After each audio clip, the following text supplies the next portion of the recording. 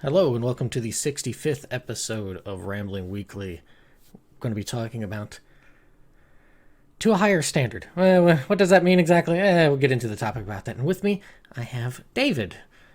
And, Yo. yeah, yo. And we'll get into all that sort of fun stuff. And David was on before, and we'll probably retouch that topic at one point. But, anyways, we're going to take a break, and then we'll get into it.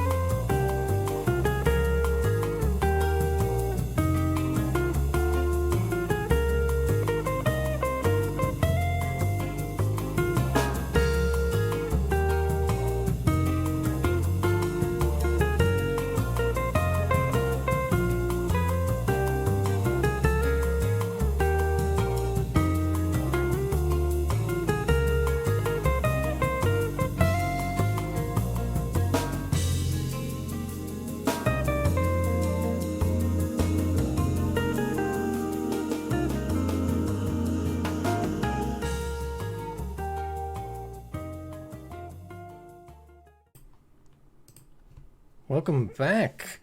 That tune there, and all of the tunes for this episode, were provided so kindly by David here. And the title for this one is Blue Moon Jazz Sogetsu by Tuck Yoshihisa. It is. I want to like be at a lounge Right. and hearing this one, and just be comfy, and maybe have just a kind of little bit of a chit chat on something. And yeah, where did you find this at? Bro, I found it at the same place I found nearly all of my nearly like 98% of my Toho library, which is from Phil, the guy you met in Japan, my dude. Yeah, Gotcha. yeah, bro. Yeah, he's been in so many like Dojin circles online and stuff like that. Dude, gosh. He has over a terabyte, I think, of Oh my god. oh my gosh, yeah, yeah. So beastly. I get to dredge up a site or two that I got from him.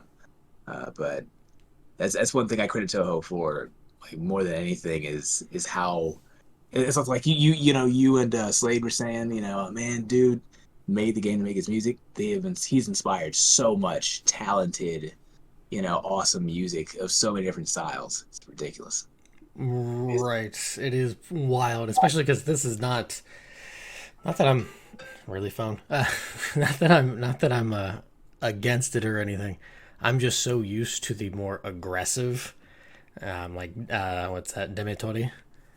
Um, yeah, because yeah, like the two brothers, I think, who just are just like, we're just gonna go hyper aggressive with um, this stuff, or like SSH, and just in general, more of that side of the Toho music. I am much more used to. So when I hear something like this, where it's more like, hey, let's keep it, let's calm down a bit. Yes. My brain takes a moment to be like, well, what's going on? What is this? This isn't the same. Yeah, this just flows. The Matori crows claw them suckers crash. Yeah. Right. Yeah. Yeah. But yeah. So how's it going? Bro, pretty well, man. Pretty well. Uh Blessed and yet, how do you say, striving. Trying to better the system, perfect the stuff. The 'Cause, system of yourself, or the system around you, or man, a bit of both. I mean, like it I don't know if I could master the environment without mastering myself first. If I want to master time, I'm gonna have to master what I do with it. And mm, you know, uh, take some advice someone has been telling me about saying no to stuff and people. But yeah, man. mm, So definitely a bit of both. Yeah, to reach our own higher standards, you know. Could say personal event horizon, but that might be too full of yourself. Oh, But and that's more of an in joke that people are listening like, what? yeah. Talk about in joke. Uh, gracious, Yeah. gracious. I guess sort of a recap. You were on an ancient episode of the first run of Rambling Weekly. I think you were the only guest for that one, so you are technically the first guest. Um, and we talked about what was that the Curious Case of Fry and the Ship of Theseus. Yeah. So Yeah.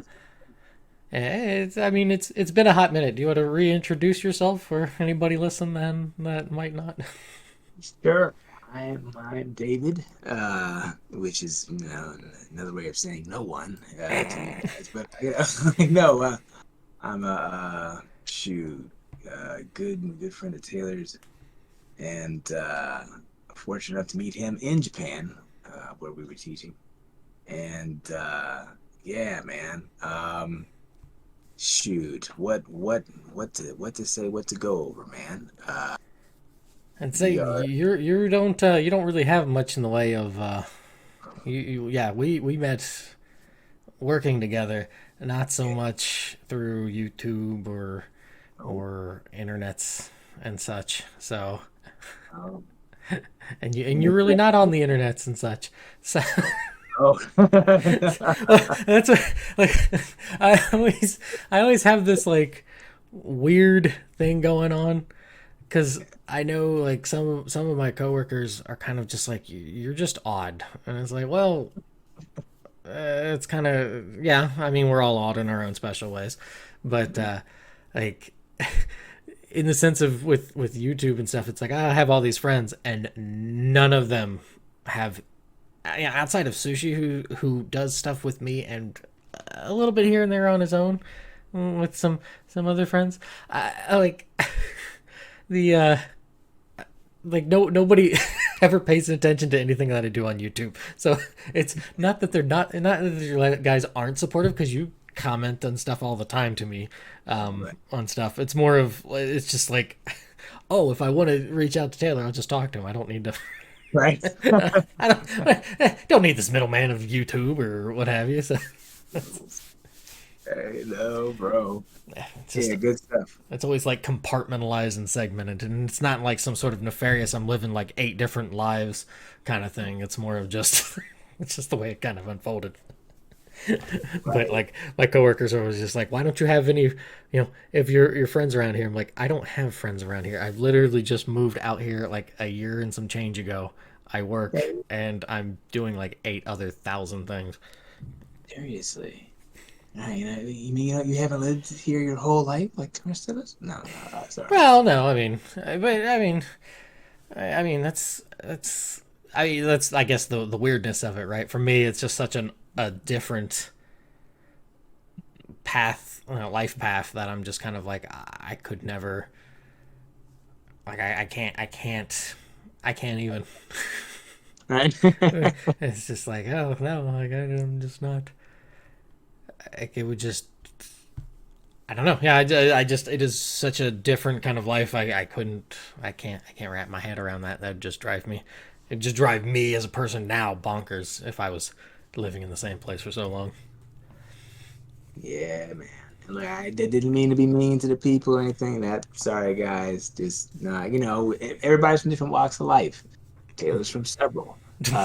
Just just yeah, I wouldn't say several. It's just it's like I take like a couple steps in one direction and just hop like completely off in the different one and just kind of take a couple steps that way and it's just Mhm. I'm just walking in circles. It's just a very I mean, but like having a digital like voyage like what you've had and being introduced to different people and meeting people through that's a different that's one how do I say, it's a different walk in life, man. You've met people through your work there, on YouTube. You've met people overseas. You've met people before, during college and before that, and then after that, now you're somewhere else. that's like at least four different streams, where you've met, different people. You met me on Titan over there. I mean, in Japan, in the trenches. But you see what I'm saying? It's not just yeah. No, that and even beforehand, like before I was in elementary school, I had moved because I was down in like Texas and then also in Arizona and stuff, and then moved because my family, both sides are from Ohio and stuff.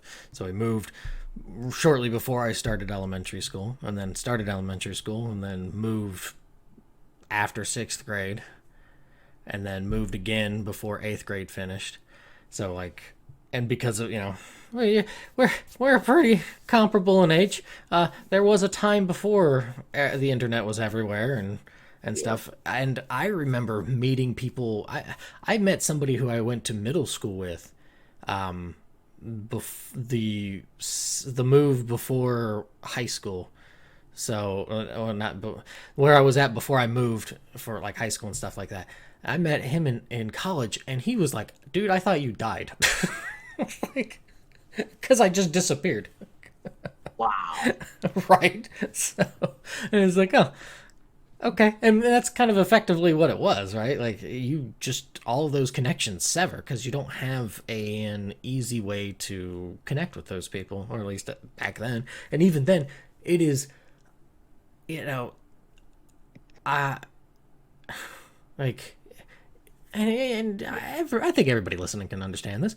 It is really easy not to communicate to people with people. 100%. I completely feel you. I- If and it hit me a few years ago, and I started telling my students, man, y'all need to appreciate school because school forcibly brings you together with your friends. Once you're out, you got to make that time yourself, and it ain't easy, to remember to make the time because everything else comes in your face, and you're not gonna. Some of us don't think to just, oh, let me communicate with this, let me reach out to that person, we can. Bro, the only reason I got Facebook was to not let those bonds that made with the different folk in Japan be severed by time and space. But it's like you said, it's really easy not to reach out. It's not a habit. There's nothing, you know, that we and the people have to do anything like that. So just, it's a lot of contacts I didn't mean to let go of, but you know, never remembered or carved out time to reconnect with. So I mean, to stay connected with, time and space will do you, bro. Mhm. Yeah, Yeah. and it's not even a negative on each side there, or it's not some sort of animosity fostered. It's for some people it is, oh, I'm super slammed and Yep. I don't know if I can really give the time that I want to because I appreciate hanging out with, or at least talking and stuff like that. Yep.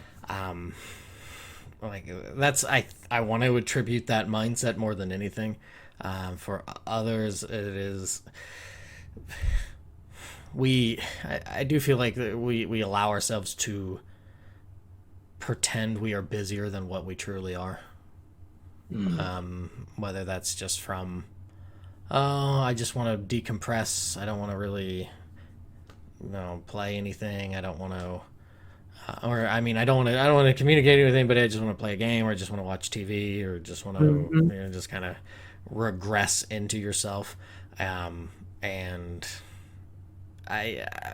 this is, I guess, partly what is not necessarily severed the ties with playing, because I still play games here and there, but it's gotten me a lot more standoffish with games and stuff. Is that it creates a very easy avenue to be social if there are social games, but also to be very antisocial if they are not very social games. And a lot of the games that I play are not very social.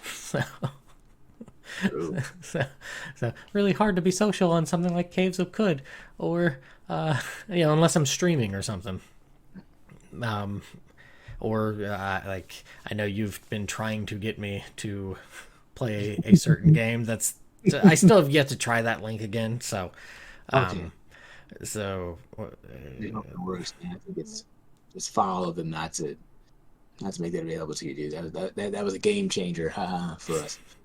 Um, Here's an eye opener. No, you make a great point. Sad and true. As much as I love the medium of not only narrative but engagement and avenues for thought and creativity and sometimes customization and challenge and inspiration that is games. All that stuff I just said. But um, it does, it can be dangerous toward keeping you social and helpful to people and sharing that kindness and support and all that kind of stuff because that stuff can be really good and it's scary and that's one of the reasons these days and I haven't played games in a while, I don't know, quite a while either. I know how you feel. I still love them and love that I can dig back into my memory and not even really dig, but like it's so much cool stuff. It's easy for a cool song to come up. It's easy for a cool idea. Part of the kind of person I am has been shaped by what I've done in games. Mm.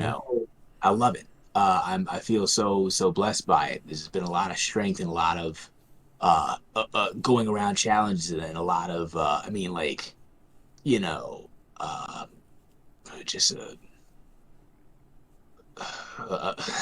lovely viciousness in the spirit in a good way. You know what I mean? Like I'm a lion who only eats bad guys, but the culture from games. But yeah, man. The older we get, the more we can do for others, and it's difficult to do that if you've only got so much time if you're gaming a bunch. So I've come to like more of the experiences that come to an end. RPGs come to an end. Seriously, I really like it. I really like stuff like that. Seriously, Dave Chappelle, wrap it up. yeah, dun, dun, dun, dun, dun, dun. You need that.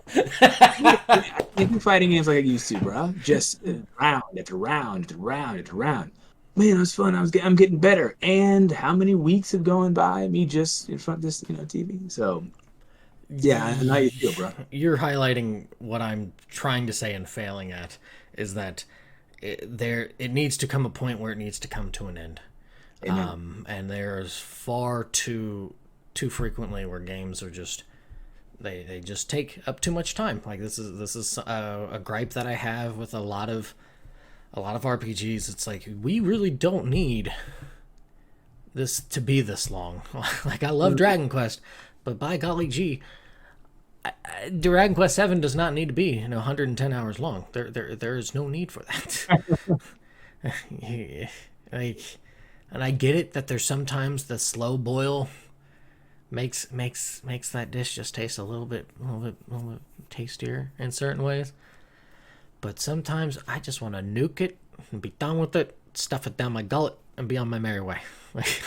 Right, right. There's just not enough time, and it is hard to marry the idea of spending so much time playing.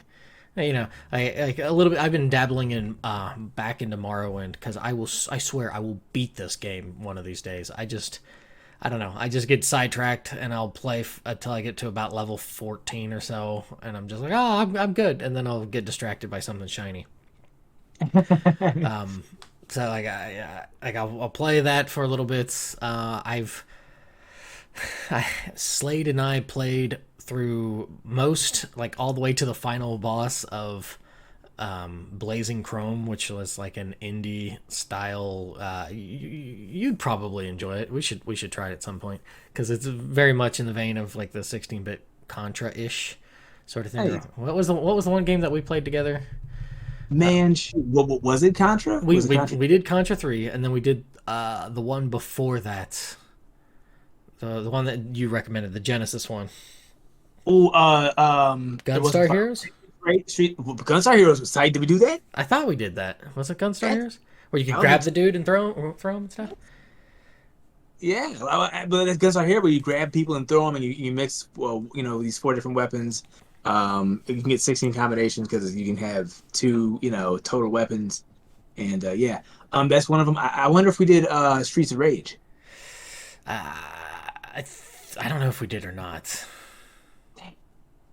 We should. Oh I yeah, wanted Don't knock it off. I mean, we got, yeah. I know I've got like 18 different copies of that.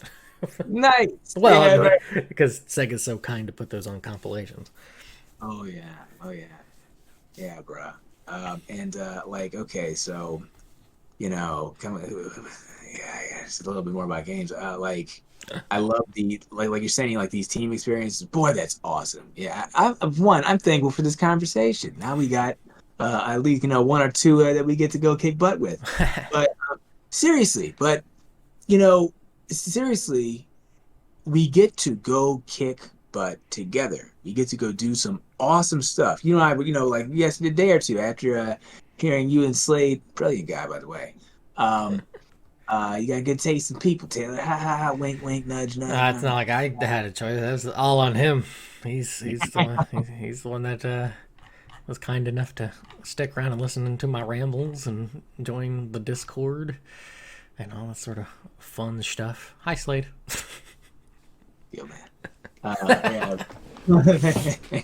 Thanks for rambling with him. But it's thanks for having us on, so we can, just hang with you some more. But you don't get to, there have been just a few times you and I were able to, once or twice almost, we were able to grab a stick or a boken or something like that and enjoy some physical movement, some exchange, The beach. Everybody else is doing other things. We're like swinging sticks. Like, yeah, bro. It's beautiful. I mean, like, the exchange you get in battle. Can I dodge this? Am I going to block this? Whoa, did I just get out of range? But like, there's, you remember, I don't know if you remember, I used to have a fight club I made one in senior year in Archbishop Shaw, just among friends where none of the cameras were, The draft is fun, man. No face for evidence, and of course, you want to hit muscle, you don't really hit no bone because I know someone who's broken their fist 3 different times oof. punching bones, people's faces. You got to palm that or whatever. We want evidence. We don't want to mess up any mental facilities, and so no face, no crotch. You get a lot of fun and a lot of mileage, but that stuff's fun, and we don't get a chance to do it often, or ever. And these games give us these avenues where we can work together. We can do, again, you and Slade talked about this stuff, and I was like, yeah, man, let's talk about violence and why it's so cool and so fun. It doesn't have to be evil, right? And I just love, let's talk about violence and why it's so cool. Yeah, no, I'm nuts. I know I sound wild. By the way, love God, love Jesus, love people so much. I want everybody in heaven. But really, it's so good. But at the same time, I understand violence doesn't have to be evil, especially as teams against evil. So yeah, and games give you an avenue to do that like nothing else. And so my brother and I have been wanting to play Final Fantasy 14 together, right? Okay. He's down with me. Well, for years we've been wanting to do that. Go through the fields, go up the mountains, go down the roads.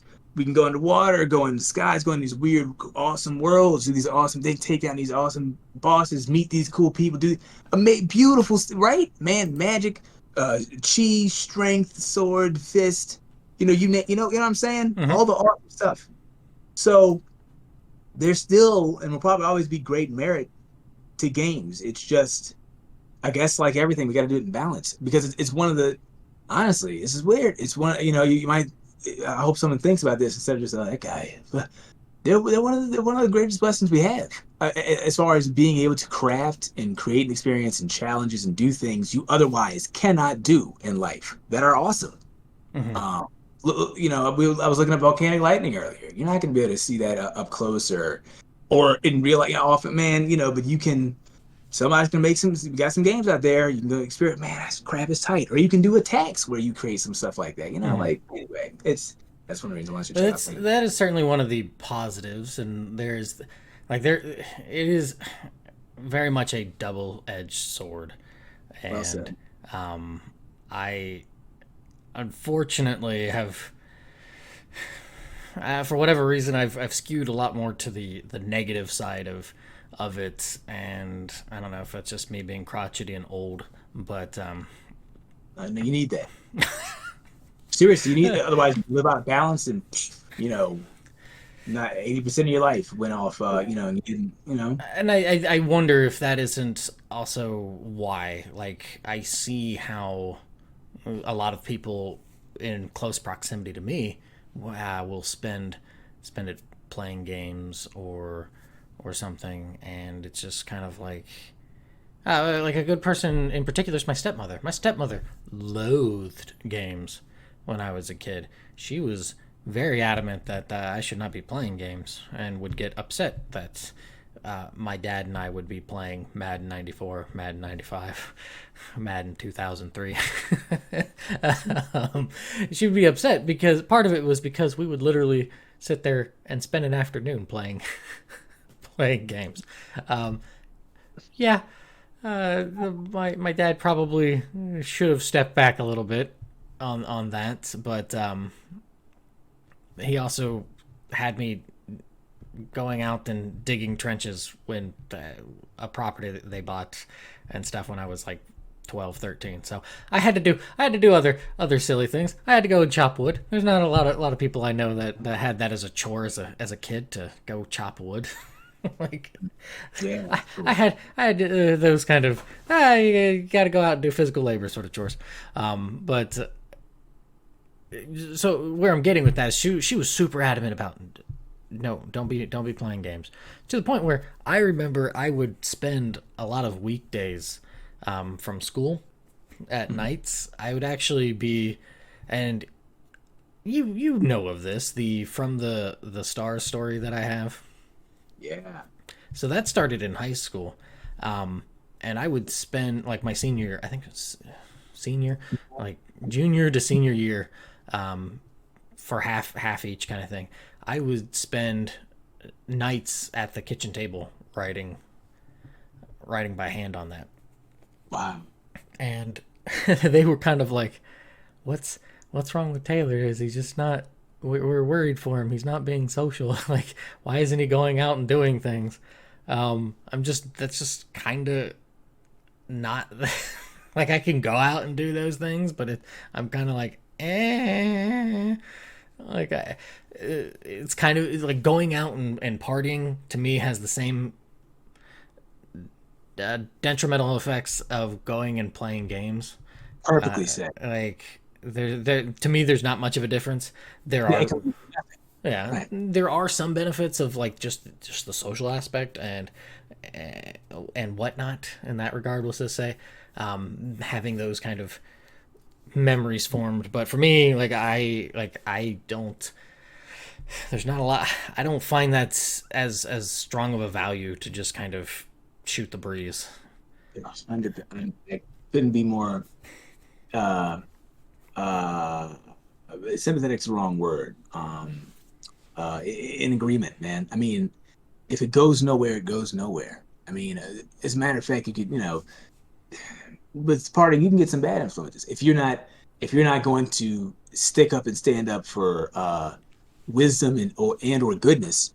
Then you could end up with a bad crowd. You could end up picking up some bad habits. You know what I mean? But you're not gonna do it with games. But again, then you're not gonna help anybody much with games either, unless you take what you're learning or excuse me, some good that you're getting out of it and bringing it and sharing, those ideas with people. So yeah, I've always been very strongly against the idea that games are bad intrinsically, and some, people have kind of expressed that attitude, just not seeing their virtue, their virtues, and like there are vices, of course, absolutely, like you were saying, like we're saying out balance, man.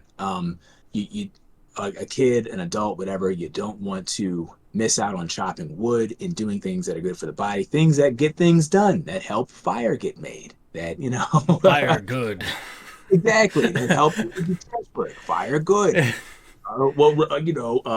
Waterhouse good, or whatever a terrible way to say a trench is. Um, yeah, those things you need to be done, etc. Work first, play later. But I love the idea of you and your dad playing a game together, even if it is a sport. Usually, I'm like, oh, if I can play this, and in real life, I'll just try to do it outside. Well, But we lived out in the countryside, and we'd throw the ball and stuff. We would go out and throw football and stuff, or like I would just run routes or something, right, kind of thing. Um, So we did do that as well. It's not like we only did that. It's just more of, I think of, and more than anything with my stepmother, it's kind of like she was so adamantly like fire breathing dragon about how bad these were. However, I can't speak about now, but at least for a very long time, she played more games than I did. Wow.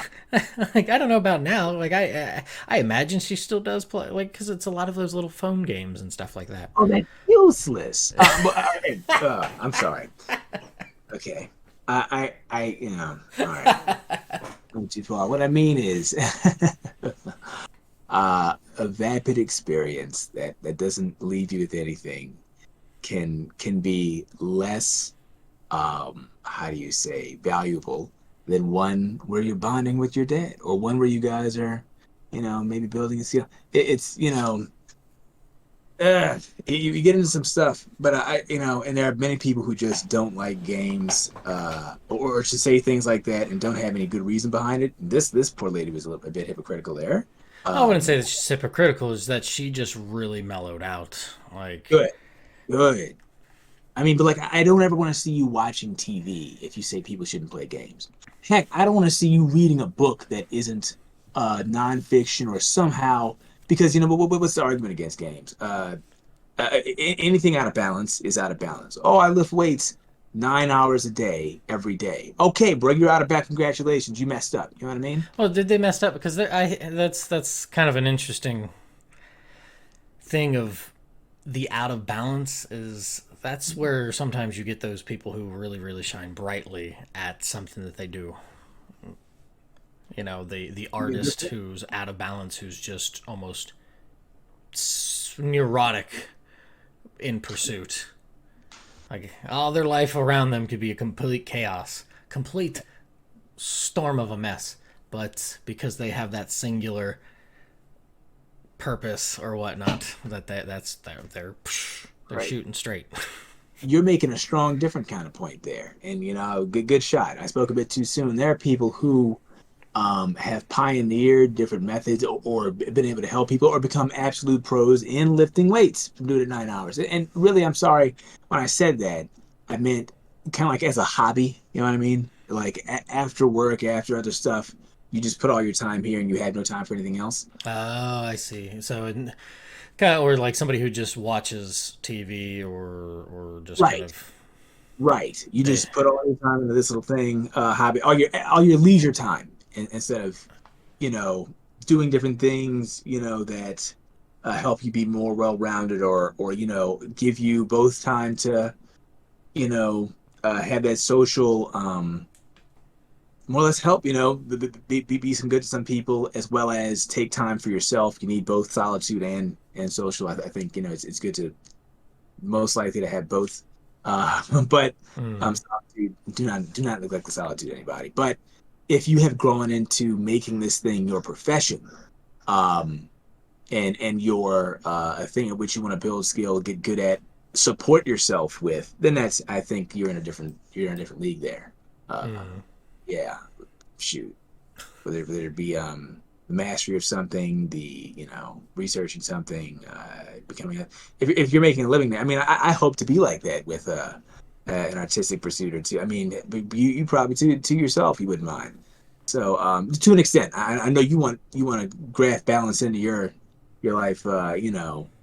As far as going out doing it, as well as taking time to write it. You know what I mean? Yeah, I'm a weird cat. I guess I don't know. I'm with you. Even though I want to do artistic thing, I still want to I gotta lift. I gotta I want to get those splits down. I want to learning backflips and stuff. So balance. But That and it's I I don't know. I've gotten to this weird, and I know I've mentioned it in a rambling weekly and stuff before, but writing for me for the longest time used to be the cathartic pursuit of like just from growing up and not having anybody to really lean on. I had to find a way to exert those stresses somehow, and certainly being able to exercise, or I ran cross country. I also track in high school and just playing and stuff as when I was younger. those help to a certain degree, but I know a lot of times I can get into my own head far too much. Whether reading into people's actions too much or attributing too much to certain things, and it's just eventually I needed to get it to a way that I could release valve that, and that's where writing came in. Like I mean, you know me. I am not a very I don't know how to put it. Like I don't. There's not a lot of things that I need to satiate me, if that makes any sense. Love it. No, I really fun. don't need much. It's excellent. Well, I mean, but it puts me at odds with a lot of people because they're kind of like, really, and I'm like, yeah, like I don't need to go. I don't need to. Like, I'm not a. Like, I think there are good benefits for certain things, like say meditation or something like that. I think it'd do people good to maybe take a breather. Why don't you go sit down and just kind of decompress? Don't even thinking about anything. Just kind of just that feeling sometimes you get when you're taking a shower and all of a sudden you're just kind of like, ah, do that somewhere else instead of just when you're taking a shower, kind of thing. That doesn't like much with writing. I don't get a catharsis out of it anymore. And not to say that I need some sort of other avenue to to I guess soften or dull the edge. I've hit a weird odd patch where whatever is being thrusted at me, I'm at least parrying it well enough that it's not leaving any marks. Excellent. Yeah, no, man. I know how you feel in that. What was a thin artistic creative thing you did for one reason or that was sparked by one set of sources is still pursued, but for almost entirely different reasons. More than that entirely. Yeah, it's not the same.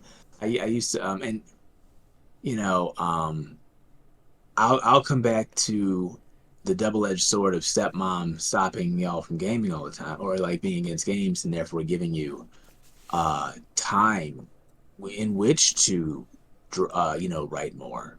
How like that's isn't that something? But yeah, so hope I come back to that. But remember to I used to draw a lot out of inspiration from man, cool Power Rangers. Oh, dude, Sonic. One of the first things I ever drew was a second Sonic to run along my brother's Sonic. Yeah. We got to time out real quick, just to throw this out here, because you said Sonic. I want to be very specific. Not quite. Not quite what everybody knows about Sonic fandom, we'll say. Not to that degree. Yeah, no, heck no. It's good old Sonic 2, Sonic 3, just, like a little Aqua brother Sonic to run alongside my older brother Sonic when he was on playing the game. We pretend that we were playing together. And I had the nothing personnel kid there. Nothing personnel kid. Sonic Academy.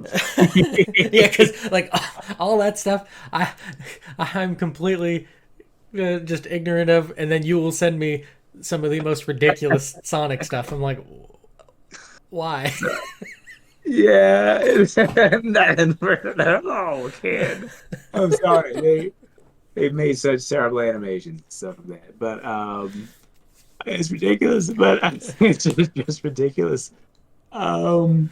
Manage nails. Anyway, the thing is, yeah.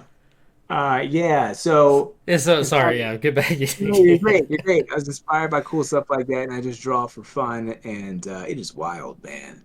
One of the first things I drew is technically a sprite, high def sprite. But the thing is, different ones. Well, this is the side view. This is the running back, for head view. The thing is, and now while I used to draw for fun and cool, learning this and how to draw these characters and stuff like that. making characters up, making my own manga and stuff, mangas. And now it's like technically kind of like you still definitely want to write, and I guess it's not so much catharsis behind it, but you still want to write. I still want to draw, but it's always to achieve a larger goal. It's like this must be done to get this, you know. Mm. Yeah, cannot have this greater end result unless it is drawn. It's not just for kind of like drawing isn't just the end goal anymore. You know what I mean? I get you, because with writing, it is much less the for me. It's the less of a catharsis and more of time to get it out of my head, kind of thing. Like with the one working on right now, that's you're very familiar with that story, and that's been what 6 7 years at Ah, least. hey, shoot, at least. I know it was probably in the very sprinkling of the ideas are from 9 years ago. Exactly. Exactly. Yeah, bro. I think we've been tight for about 10. Yes, So that sir. wasn't long after, exactly. So that wasn't that long after, yep. And yeah, bro. It fills me with shame. But but and determination. Oh, jeez. For anyone who's played Undertale, I haven't actually played it. My man Adam beat it in like 3 hours for me, and just had me make decisions. That's probably the only way I would have gotten through it. But uh, um, God bless him. Thank you, Adam. But yeah. We're gonna win, and there's gonna be some multiple cool things that come from that thing that many years in the making. I look forward to maybe doing a rambling weekly when it's done in multiple ways. Uh, you know, it's gonna be a heck of a tale. Cool stuff. Now you're Yeah. building it up. Don't build that up. Unless we die first, Well, less I meant less the dying and more of yeah. Uh, don't I don't know. We'll see. Just well, yeah. I mean, not to be too behind the curtains on it, but this, and I know I've said it before, but this was initially the um, a game idea that you, Matt, and myself were working on, and things just kind of fell through on that. Which honestly, with a lot of indie products, or not just products, but with indie Project, yeah. projects. Thank you. Um, Yes. the other pro things. A lot of it fizzles out for one reason or the other, and at least we can say it wasn't. It wasn't. It did not cause any damage. At least not that I'm aware of. It did not cause any damage to our friendships. so, Oh, heck no. As a so matter of fact, yeah, no. I am not only are you making sure beyond a shadow of a doubt that it hasn't gone to waste, but I would not be surprised if it came and this is, oh, it sounds optimistic. Yeah, I got a little reason. Guys, all right, well, one of the big factors behind the reason that we couldn't make it then is the, support ones that give most of your time to a job to support yourself, and yet have time to work on huge projects, which could be a job in and of itself. oh, most Um, certainly. dude, talk about has been a very difficult maze, minefield, freaking obstacle course for us to manage, and still is. But I'm still confident that that wall will be broken, and if it is, especially with Sages, it'll be better for it because more ideas have it'll be more polished and fine. We really shouldn't have tried to start off with a big old RPG, just three of us. But I mean, you win. Yeah, you win some, you lose some. You learn some lessons. exactly, man. But it's gonna be tight. It's gonna be like nothing I've played yet. Not really. I mean, I guess No. I was gonna say tactics slash triangle strategy, not quite. There was that game I never played that like had your combos is like you're an RPG, but it's but not quite, man. It's really smart. Well, when we took the tile and broke it into four pieces, to where someone can like hit a corner of your character, or you could just make a wall that's That that was thin. that was a lot of. I think that was a hole that we dug way too deep. I mean, cool idea, but that was like, oh, we might be in trouble here. We ain't ready for that. But it would be really cool, if we get to the point, whatever, man. That would be interesting for people. That will be pushing the genre forward because I can't find anything like it. I don't know. I think there's probably others. I mean, I know of like the with some of the Good point. combo system. I I can see it. I can see the cover of it. PS1 game. Right. Oh, they just re-released it. Legend of Dragoon. I know Oh, Dragoon had something similar, from what I recall. oh, Xenogears has its own little combo system, but it is very much um, turn based without like a battlefield. And ours was a battlefield idea with like being Chrono Trigger esque. You'd be able to start the fights right there, but also be able to run around and stuff.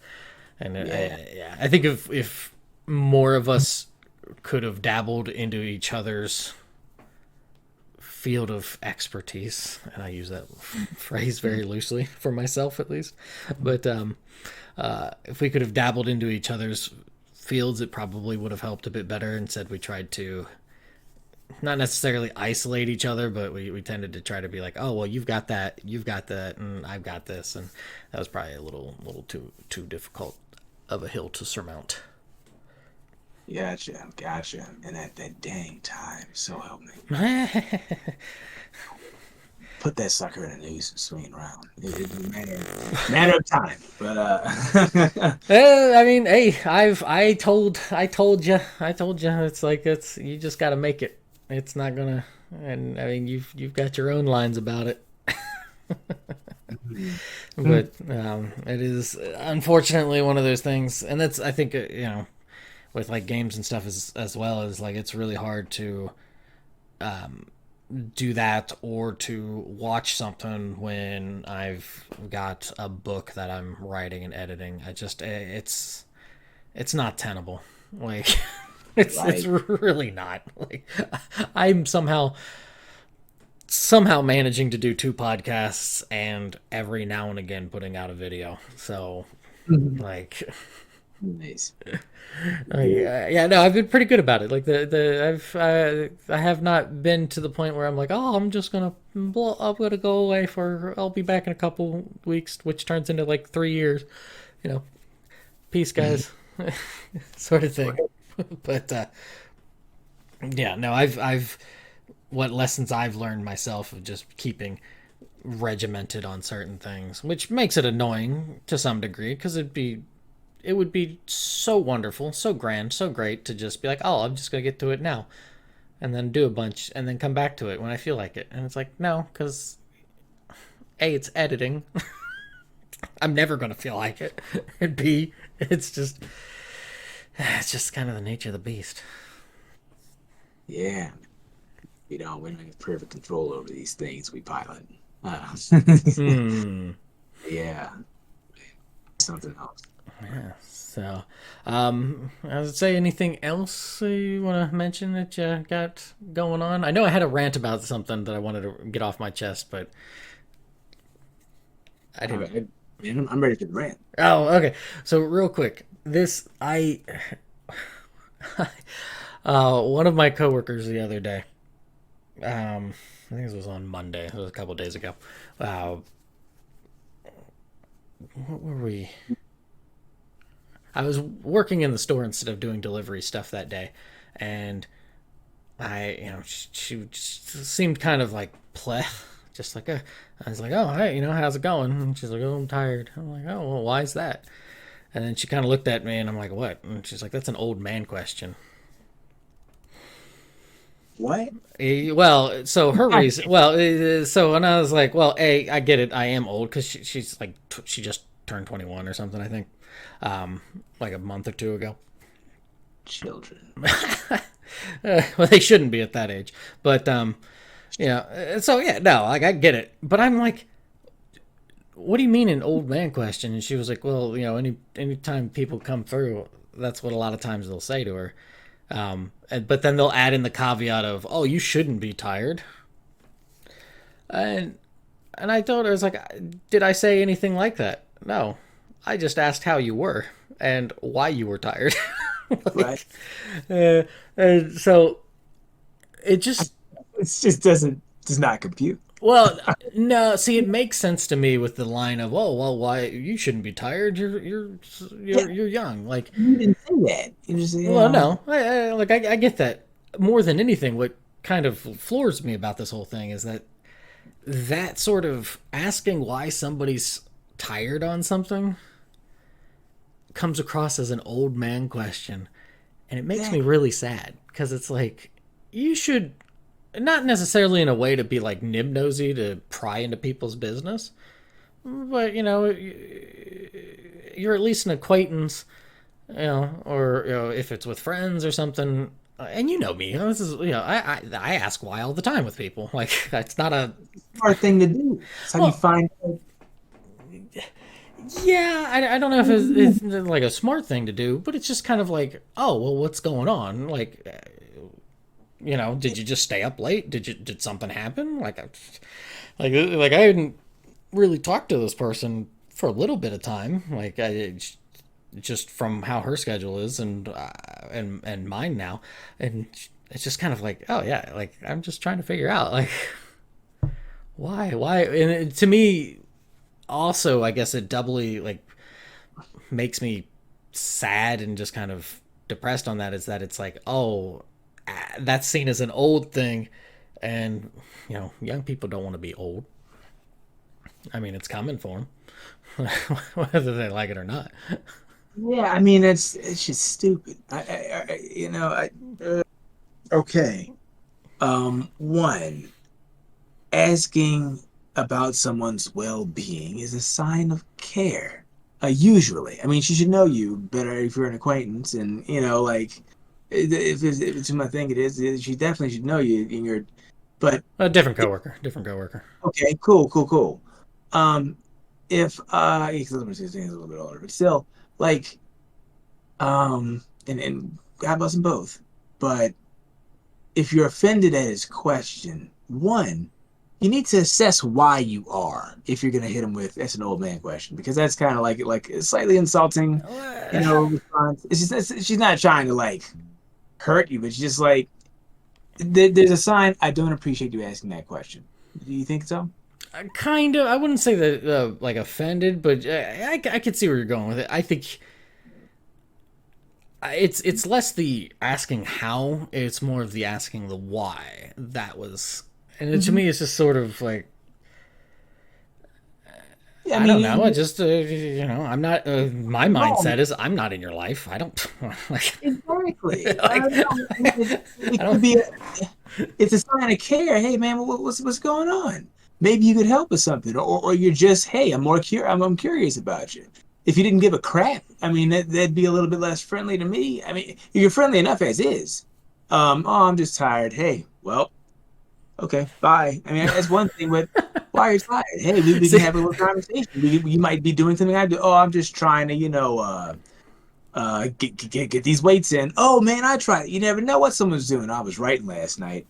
Really? Or what?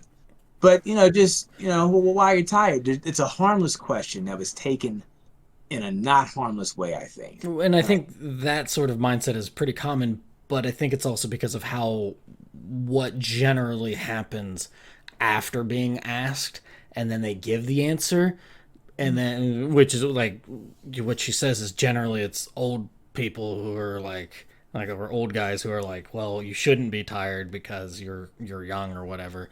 I think it's that's the crux of the problem because a lot of you have those one upper people mm-hmm. where it's like, oh, I'm tired, and it's like, I only got 5 hours of sleep last night, and then they'll be like, "Well, I only got 3," and Yeah, it's wow. Yeah, that's pitiful. It's commiseration's much better than one-upping or something. There's a way to say that. Ah, man, I'm sorry for you. I'm running on three myself. It ain't pretty. It's a way to express similar information, but as a comrade instead of I'm better than you. You know what well, I I mean? think that's kind of the issue, right? Is with the commiserating, the one-uppedness is maybe internalized as trying to commiserate, but that's just not a there isn't a great way to express it. Ah, You know what I mean? maybe. I mean, like I would hope that the person hearing can would be judicious and see, is this person, just sounding superior, or are they like, they said that they were sorry for me, it kind of sucks. Okay, I get it. But, you know, even if one has had experiences where people have done something annoying, after asking that question, that doesn't mean you should treat everybody and as though they're going to do that bad thing. They may not. You know what I mean? Uh, Yeah, no, yeah, I get. Oh, I came yeah. across there. That was pretty weird. I get what you mean. And maybe that is also part of my agitation with it was the fact that that's seen as like a oh that's an old person thing to do where to ask why some and just kind of What? like A simple question like, would you elaborate more? Oh, that's an old man. What kind of stupid thought process is it's I old? well I wouldn't say it's stupid, but that's just it just makes me You're kind.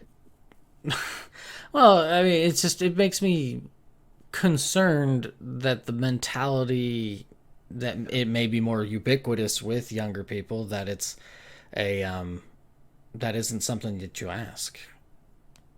And then they should have one, the logic to think why it's something that one shouldn't ask. Two, does the person asking deserve an insult, a slightly insulting type of response? Like that's an old man question when obviously you're not old, and it doesn't matter if you are old or not. If you were I'm old. 50, I'm older than that person. I'm like nearly twice their age. Whatever. It don't bother me none. yeah, but Like I know who I am.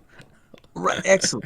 In age, people should just be ready to be a beastly old person. Really, you should plan and strategize and do what it takes to be a beastly old person, unless, of course, you want to die young, which, you think about that. But the thing is, um, I dread what's coming. Bad way to live. Bad way to live. But the thing is, like, so one, yeah, assess why is that something that you shouldn't ask? Two, if someone asks it, have they done wrong?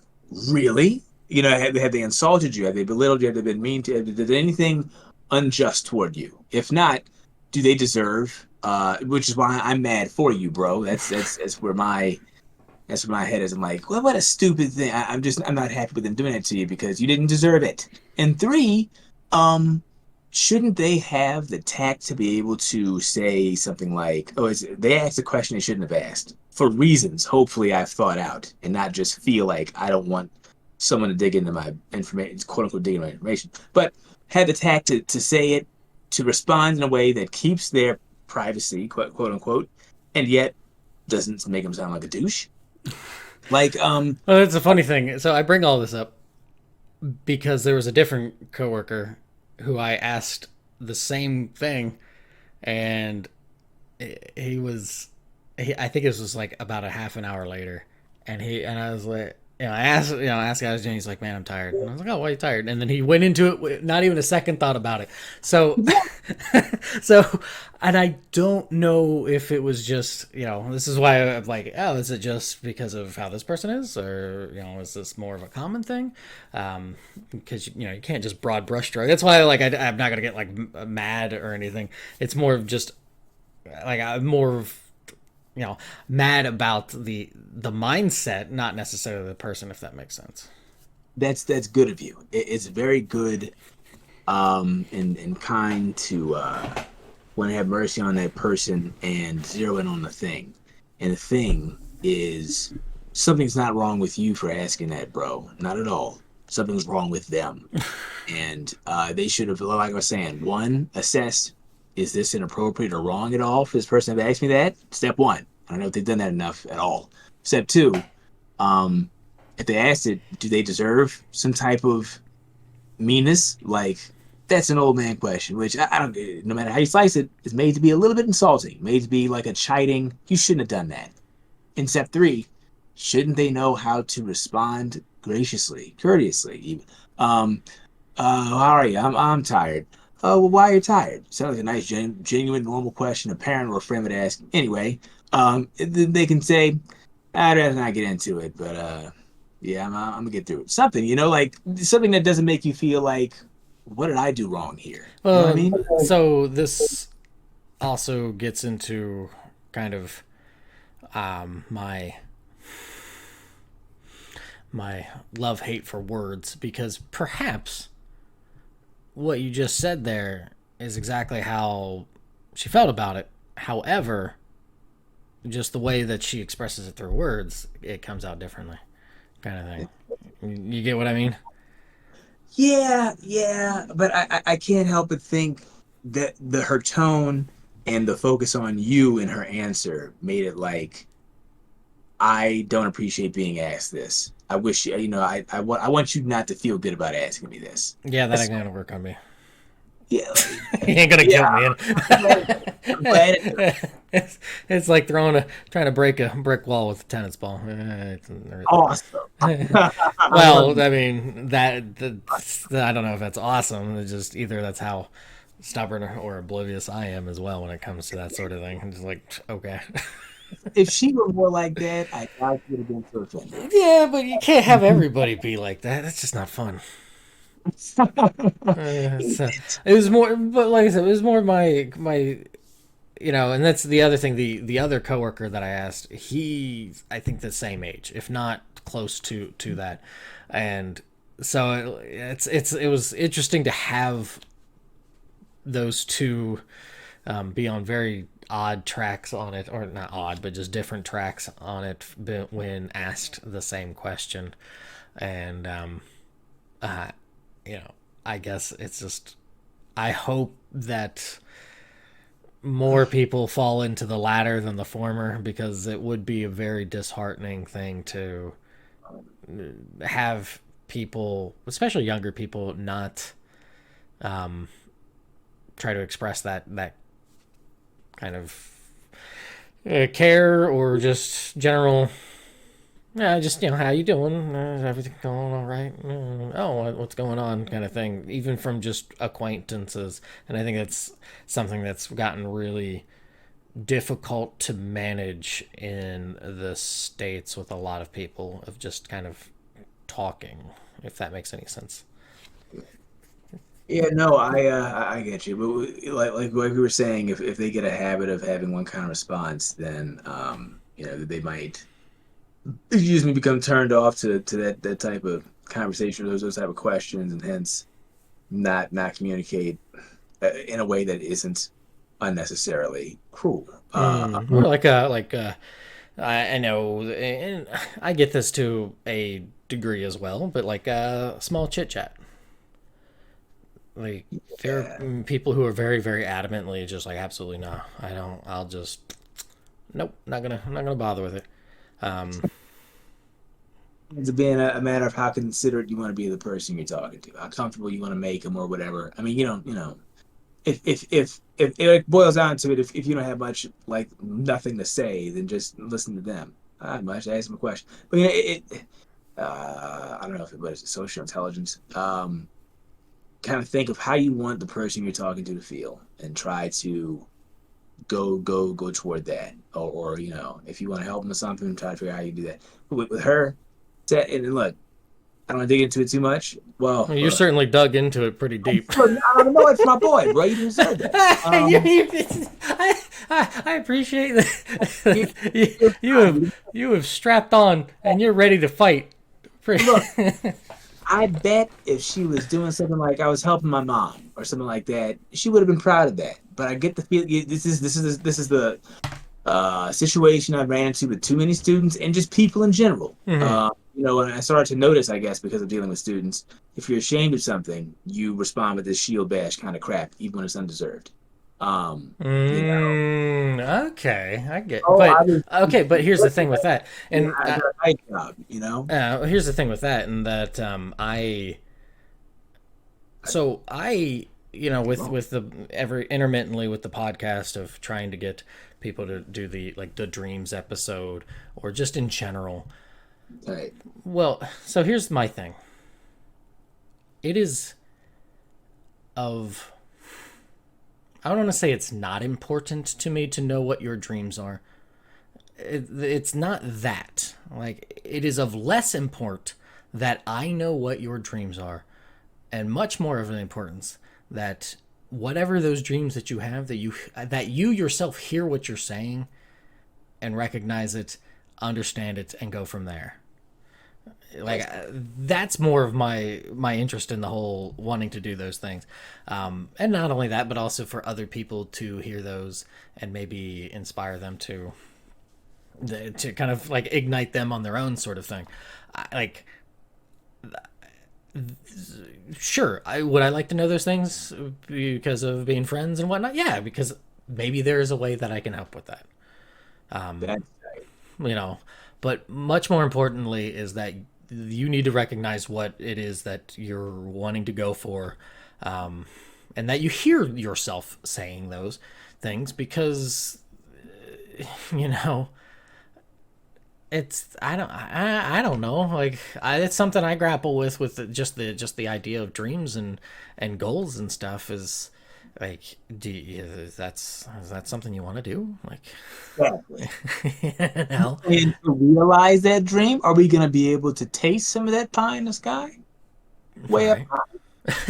We just had to smell because vaporware sucks. Just smelling it. Yeah, it does. Just being able to smell, that would be some delicious, tasty apple. Is that cinnamon in that pie? That would be cool. When do we get to eat it? Oh, I don't know if you ever will. Huh? Yeah, no. It's like you said, dreams are well, you didn't say, but there's a whole strong chunk of, and that's why I've shut up talking about my plans and stuff. I'd rather show you the work toward them than talk about them because that crap gets annoying. Um, Well, uh, yeah, to an extent, it's annoying, but it's also it used to grind my gears a good deal, and now it's less that it's annoying, and it's more like, all right, cool, like what a lot of that talk is cheap, words are wind, and that hmm, sort of thing. That's why I've leaned much more heavily into it is very much how you act and what you indeed, do. indeed. Words are really only the accent, and they're the seasoning to the dish that is what your actions are, because you can say a whole Yeah. bunch of things, Oh yeah. but Terrible for brain noise. yeah. Yeah, and really, and to clarify again, well, no, not again, for the first time, clarify, it's annoying to me when I sound like I'm all talk and not, and give good reason for people to suspect, is he ever gonna do that? That's annoying. It's not annoying to hear somebody else's dreams. We're all at different stages of, you know, is this a goal I'd actually like to pursue? Will I actually commit to pursuing it? Well, have I gotten to a point where I've done some things toward it? We're all in different stages. I'm not upset with anybody. It starts with a goal, starts with a dream, sure, but you know, it's like you say, to actually work to a plan and work toward that is on a whole other level, and that's great. And if you actually want that, it's great to inspire people to do that because it can be hard to cross that threshold from, um, oh, it's great to think about versus, excuse me, I actually want to do this. And so it's yeah, it's quite annoying to me to be near the uh oh that's just all talk. Kind of crap. I have higher standards for myself, and not meeting them can become infuriating. So yeah, That sounds like a good segue. So we should take a break and then get into the topic at hand. Yeah. yeah. Yeah, all right. So yeah, we're gonna take a break and yeah, stick around.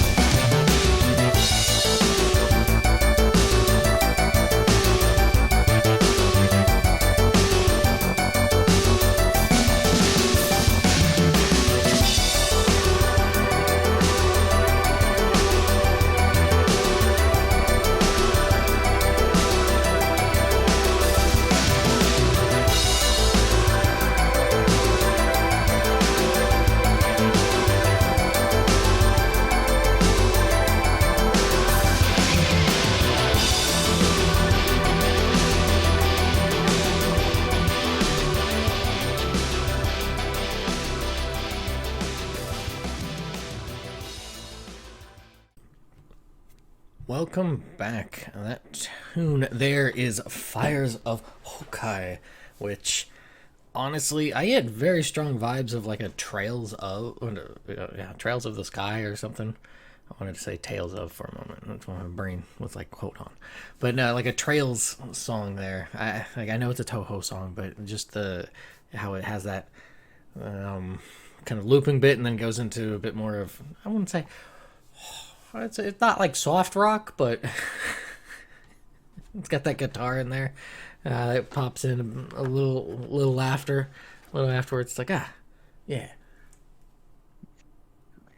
Think of the trial that person's on, whoever that song is about. Well, I guess the imagery for me is well, not always, but I can see what that's an arduous trial, man. That's something else. Somebody's going up a volcano or something, you know, uh, in that song. Stuff. Trails must be good. Well, yeah, trail. And when you said trails, I'm like, boy, you like some trail stuff. It must be some must be a good one, Tom. Yeah, it's been up and down. Like the last, still haven't even beat Hajimari, and then there's like two other games that have come out since. But at least the ones that I've played, most of them I've enjoyed. there are a few of them I'm like, no, this is not good. No me gusta. Yeah, speaking of the Tales, I beat Symphonia with a butt or two, but trying to be like, ooh, let's check out Abyss. And then Yeah, I'm another one of those people. I never got into Abyss. Matt can attest to this because I think he was there when I was having this conversation with more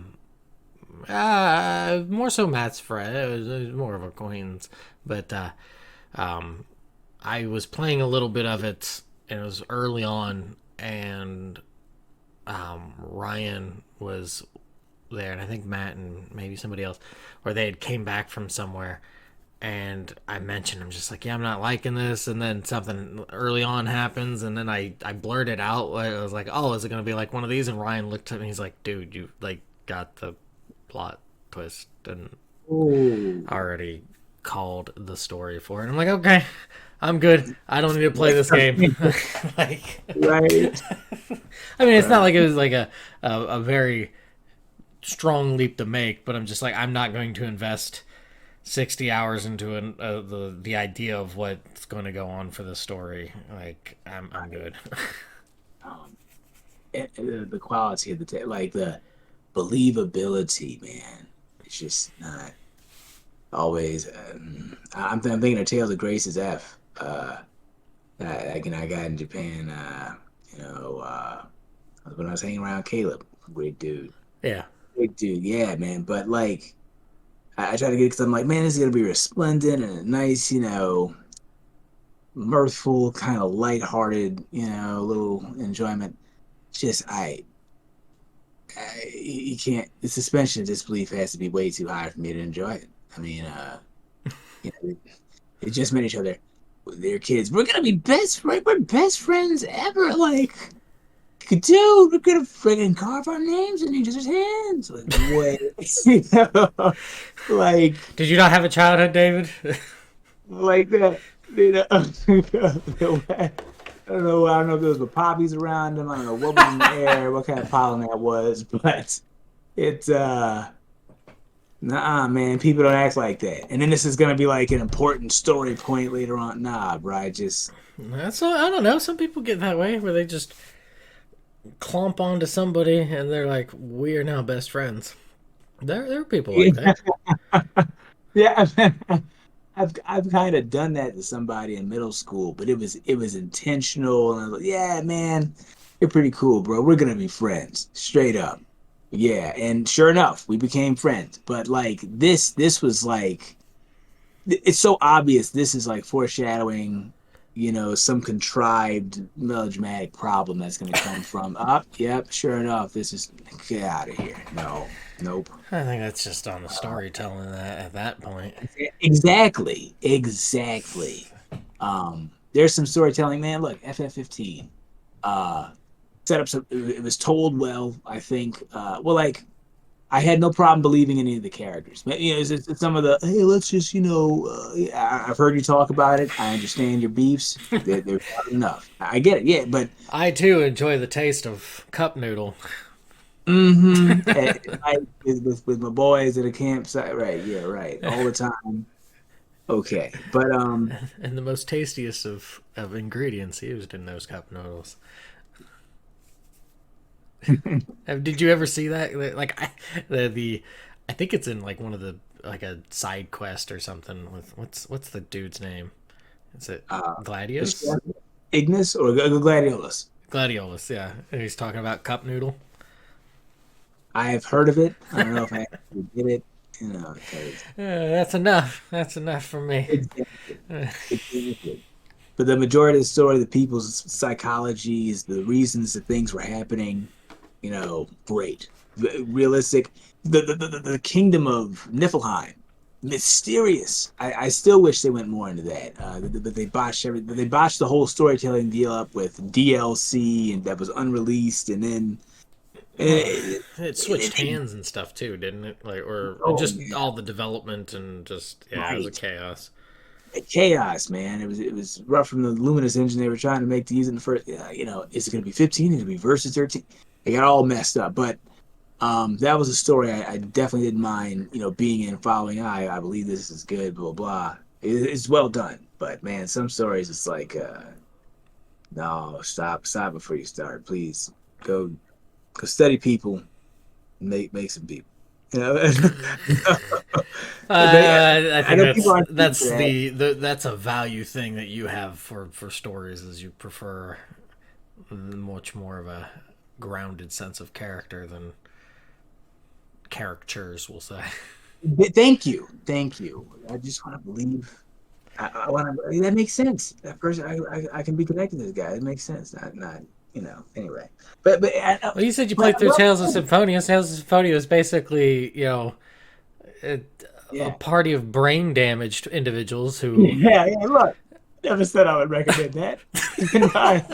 I beat that with a friend or two, bro. That's what I got. And, I was young then.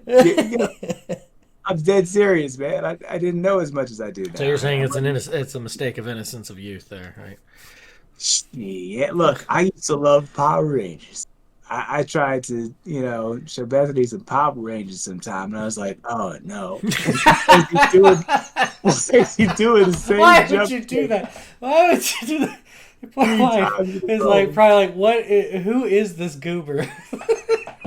I mean, like it was so tight back then, when I was literally 4. Literally. But and look, props to look. Uh-uh. Props to the actors. I love how they love their roles, their impact on people's lives, all that stuff like that. Walter Jones, Jason David Frank, rest his soul. Mm. Arthur, I mean, August St. John, all those awesome people, Davey. Yeah, but it is not made for people with our level of understanding. Straight up. It's not. You don't do the same jump kick in a row 3 times when the guy keeps ducking in front of you. It just doesn't make any sense. It looks cool to kids who don't know any better. But yeah, man. Anyway, so yeah, so that Tales of Symphonia is not that bad, but it's somewhere in that vein. Uh, yeah, Fair I enough. would can't recommend it. Fair enough. So, topic. As the title suggests, it's to a higher standard, and the segue from prior to the break there is the idea, and maybe you have a bunch of different ideas for going to this. Is how far should one go? Is it much like Icarus? To try to strive for a higher standard. Do we hit a point to which we just sail too far or too close to the sun, and we melt the wax, and we just plummet down below? Mm, mm. Yeah, I mean, you know how I am. I try to be in balance with how I am versus how I try to treat other people because I know I can be incredibly harsh on myself to want to do better. And there's plenty of instances where it's like, wow, me wanting to do better, it still looks like utter trash. But yeah, not necessarily with just YouTube stuff or podcast stuff. I think this is also um, how you do anything and everything just throughout your life, whether that's maybe cooking something you like or cleaning up. Like, well, I think these are like it is the standard of which you habitually do things. It does not mean that you have to, like, if you don't demand a certain level of which on things that you do, it allows it kind of similar like with for a long time with the military. It was very martial idea of, well, you got to be clean shaven and stuff like that, because the idea was, oh, if you allow these things to be slacked or given slack, more and more will come from it. Right. Like, you're gonna be slacked on this. Well, why don't we be a little bit more slacked on this and or this and this and this and this? And so that the ideal was to tighten it so far that it wouldn't go this would not be a thing. So yeah, with that, like, when you picked the topic, what was your mindset for picking this topic? Wow. Um, yeah, I mean, I thought, um, man, higher standards, and I just looked at that and how far should one go? I mean, there it is, right there. How far should one go? It's much like Icarus. I'm thinking of the standards one set for oneself and how high they want to aim through life and how far they want to go in X. You know what I mean? Mm-hmm. And excuse me, it is definitely, of course the military has um evidence and sources of validity to know that doing one thing very well and making yourself do other things very well will lead to you continuing to do other things that you pick up very well. Um, sure, but and that's a certain type of standard, especially when it comes to um, one could say menial or mundane or recurring, uh, even types of things, even chores and stuff like that. Yeah, that's one thing to be fastidious and to be prompt and be measured like that. But um, when it comes to, I mean, like the standards for integrity, I think we should keep them dang high. I think when we look at, I mean, to look at what you're capable of and what you want to achieve and set them as high as um remember we made that comment. So some economist writer said, was it economist, was it account, whatever, there aren't solutions, only trade-offs. Mm-hmm. Yeah, you can't do everything 100%, you can't, right? But man, when you, let me take this scripture, whatever your hand finds to do, do it with all your might.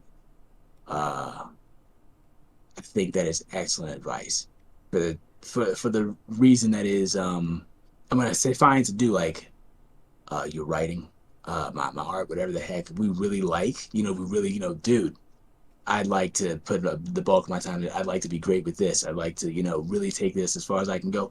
Go as far as you freaking can. And I'll finish the scripture. For there is no planning or activity or striving excellence, achievement in the grave where you're going. You get one life. Mm-hmm. See what I mean? Mm-hmm.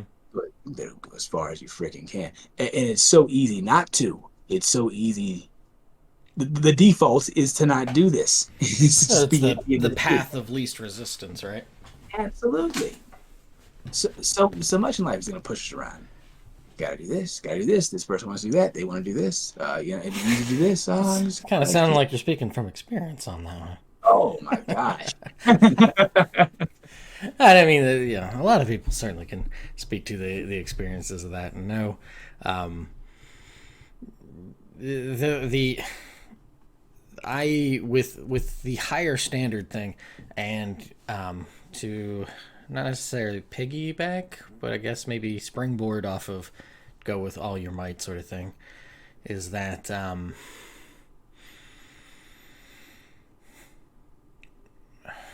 you you have to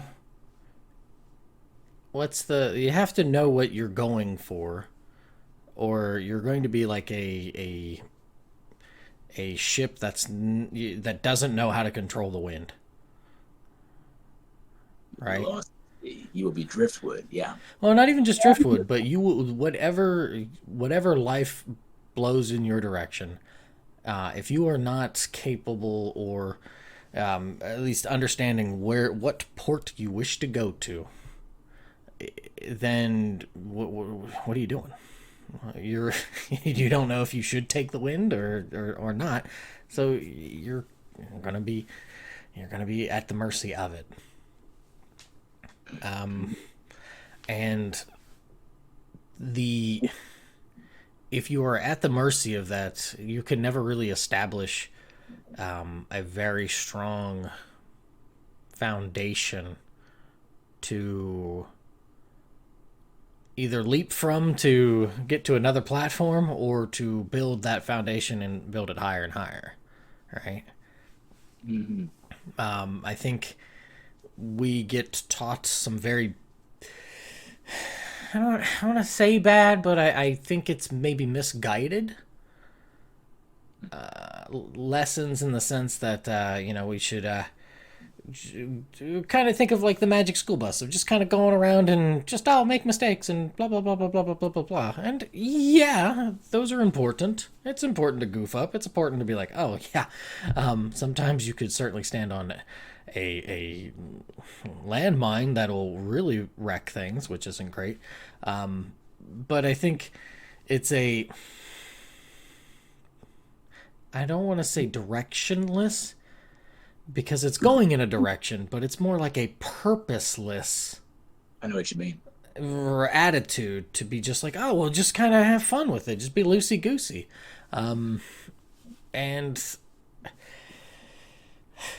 that has become a value that I feel like there's a lot of people have, for better and for worse, because what it can do is create a lot of interests in people that for things that they may never have even bothered to or thought of if they had went a more singular or a more focused route. Right. You make a good point. There is some good there, definitely. I mean, balance. You know, you won't even be exposed to what you'll really like or want to be great at if segment yourself too early. If you get on the path directly upward too early, and shut out everything else. But and again, while you do it, it's we were talking about the person who, if it's their profession, and if it's their passion that they want to excel as far as they can at, then spending 9 hours a day in it is understandable and not unwise. Yeah, sure, but still, you want balance. You want to take time to have that those lateral experiences where, you're just seeing this and checking this new thing out and stuff that you're not necessarily committed to being great with, just to have those experiences that we're talking about that can turn you on to new awesome things,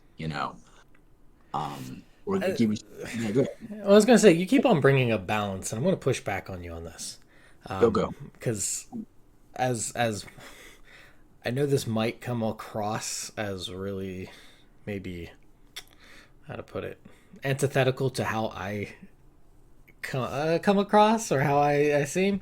I can appreciate the balance, but I think I almost think of it like we are given, if we are lucky, we are given for us wonderful imperial measurements, um, a gallon of water to do with as we see fit. And if we go for the balance, I almost think of it much like how, and I mentioned this, I think it was with Slade, with the whole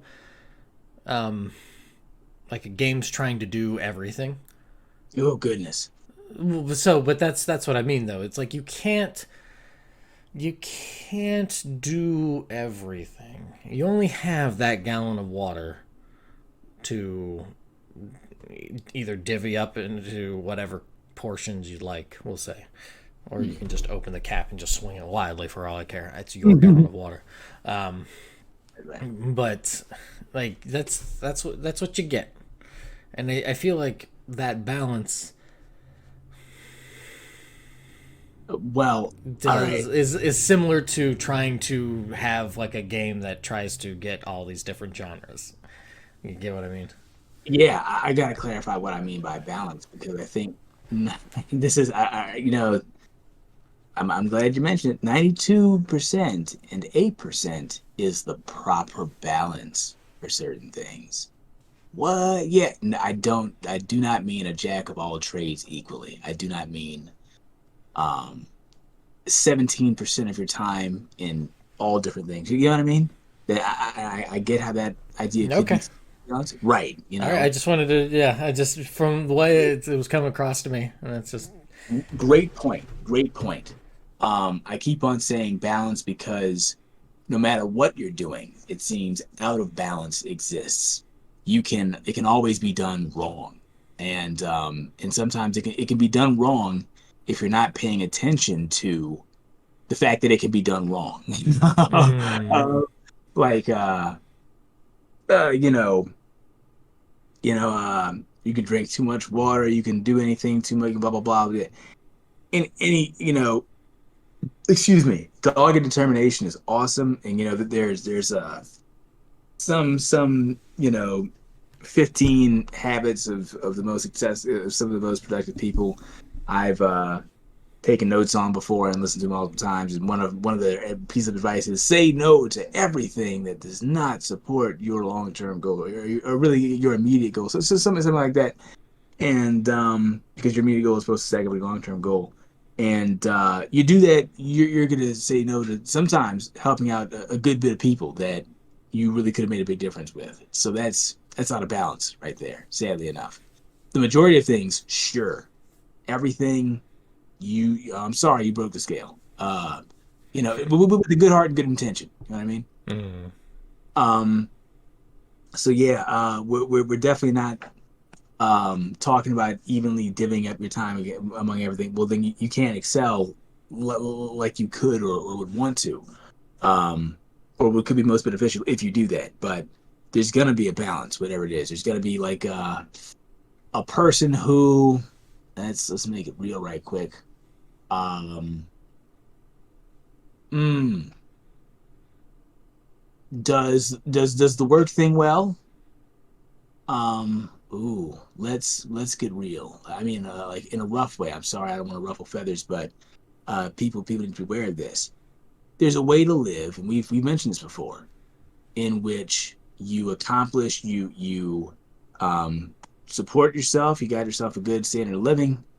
You may do some nice things, some good helpful things for some people around you, Mm. uh, and you go through life in a way where, oh, age and some of its common debilitating factors hit you like a ton of bricks and make you um, less able to do certain things and be independent, and therefore make you a burden on other people who now had to step in and use some of their time and resources, etc., to take care of you. Mm-hmm. When, sadly enough, in so many cases, and well, so many, in the vast majority of cases, unless serious accidents happen, unless serious, um, genetic factors come into play almost inevitably, which is, depending on how much you do, is very rare. You can take steps To reduce the chances, to extremely high levels of you ever becoming, in your 60s, 70s, 80s, 90s, really dependent. I can point to some 90-year-olds who can do more than I can. Um, and if you didn't make some balance, make some 10% of your time, 5% of your time, whatever, to keep yourself to exercise in ways that help you avoid that future, which is very possible to do, but very easily overlooked. Um, you will suffer the consequences for not having the proper balancing. You see what I'm saying? But that 5%, that would have been balance for you throughout your life of making sure, nope, I can still run. Nope, I haven't gotten, I have my lower back get this week or too messed up over time. Nope, I have not, made sure I didn't get too little sleep as to avoid, amyloid plaque buildup and not enough glial cell washing of, to keep my brain from getting degenerative diseases. Yeah, the balance that you need might be small. It might be large to achieve certain goals or to avoid certain catastrophes. But uh, that's what balance looks like there. And if you don't have it, you're out of it. You see what I mean?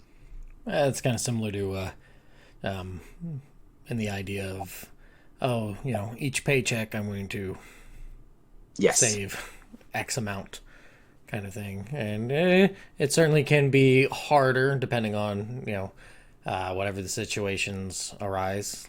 Looking at you, prices of eggs, but, or prices of milk, like prices of gas, a lot of prices of things really, really make it difficult at times.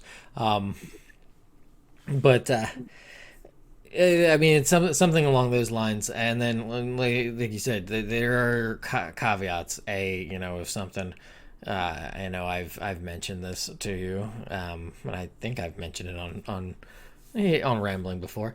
Both sides of my family, the men don't live very long. Like my grandfather got Alzheimer's in his mid-50s. Mm.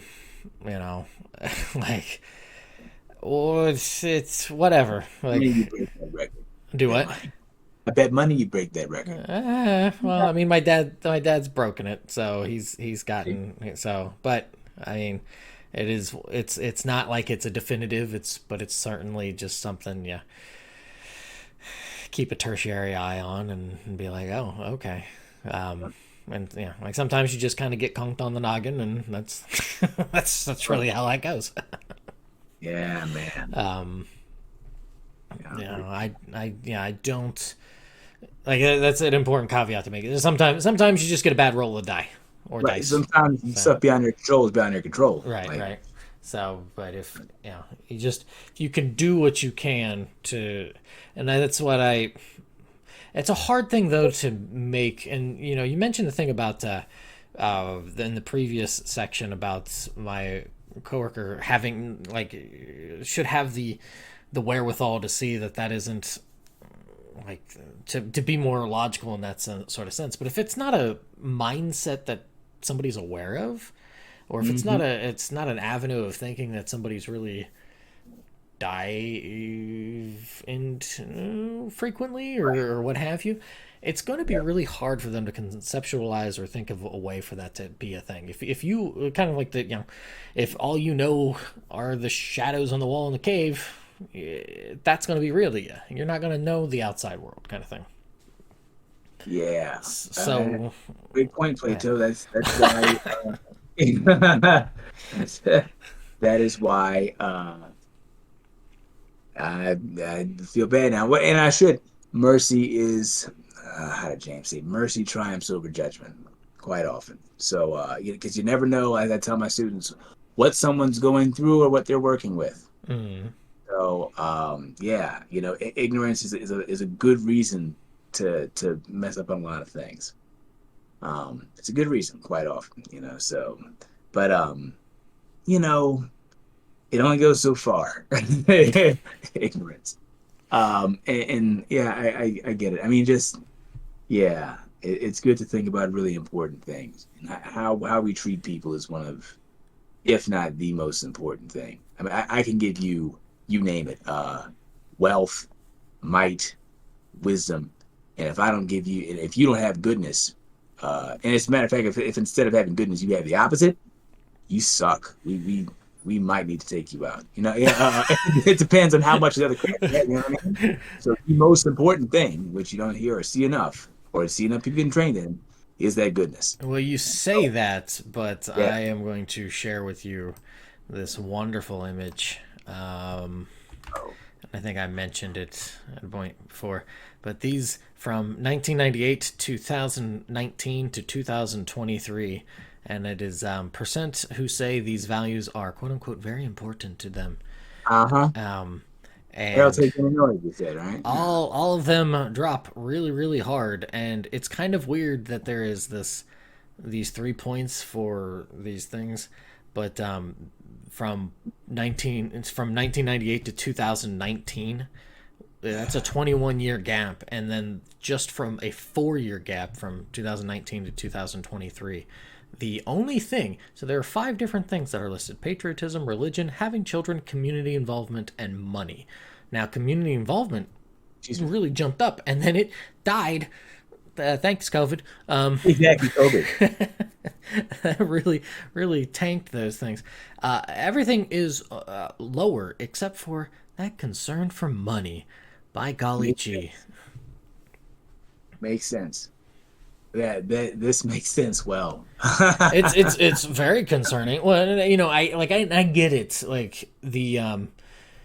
the pursuit for it, not in the sense, I know people want to be like, capitalism bad, and Yeah, yeah. I get it. Like there are well, But that's not what's going on here. no, Not, it's not. It's no, it is what's going on, but it's it's not it's out of greed. It's out of I want to be able to live well. You know. well, no, I think it's greed because they want to live comfortably to just not have to deal with whatever problems. But part of it, it's the also the greed on the other side of things that are skyrocketing up in prices and whatnot to There. a certain Okay. degree. Well Um, said. but I mean, and that is a problem with the system. The Yeah.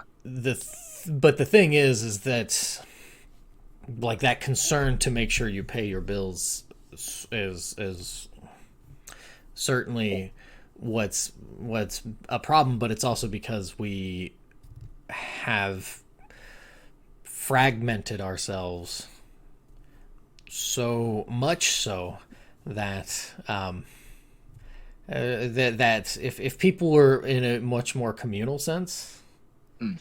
I think it would be a lot easier to stem some of these tides, and then money would decrease. But when you have people who have either no trust, no interest, no connection to their neighbors, to the people they work with. Right. We when we were talking in that previous section, you made a point, and this is, and I agree to it, that that you have to be not perfect with yourself, but you've got to be good with yourself, to really be able to be. How did you put it? You said something about like to in the like to with the community, to you have to like work on yourself before you can really work on a community Oh yeah. kind of thing. And I'm kind of in the same mindset, whether or not that That is makes sense. whether or not that's the how things work out. Maybe we're wrong. There's always that. But I am very much in the mindset, of the, to help somebody put on their mask. If there's a problem with the plane, you got to make sure yours is on first. 100%. Same thing with, as generous of a spirit as you may have, you cannot help fill somebody else's cup if you don't have anything in your own. Indeed. And if you're gonna teach someone how to do, you've got to know how to do. Well, that's the thing, though, is that I think that's part of the crux of the problem. Is that people don't like to be taught. Oh gosh. Yeah. Well, people don't like to be taught, but they don't want to be talked at, and people who do a lot of the talking at perhaps shouldn't be doing that, and Right? so we get into this muddled mess of really bad thing. This is why, like, I don't like trying to talk about this sort of thing, because I know it's like I've put my foot in my mouth on things. More importantly, it's like if I can at least act it out, or not at least, but if I act it out, the hope is then people will see that and then wish to emulate that. Well, it just, yeah, it just depends. It depends on, for the same reason it's so hard for so many people to commit to doing good and setting it and following it. All right, goodness about it. It's the same reason they're probably having difficulty, maybe seeing some of your striving and achieving and discipline and things like that and saying, yeah, that's a good idea. I want to commit to that because it's going to infringe on that pleasure, that fun stuff. Which, hey, look, in the right balance, that stuff it makes life worth living to most. But like, it's a lot of us. I mean, like, good things happen. Oh man, it feels good. That's enjoyable.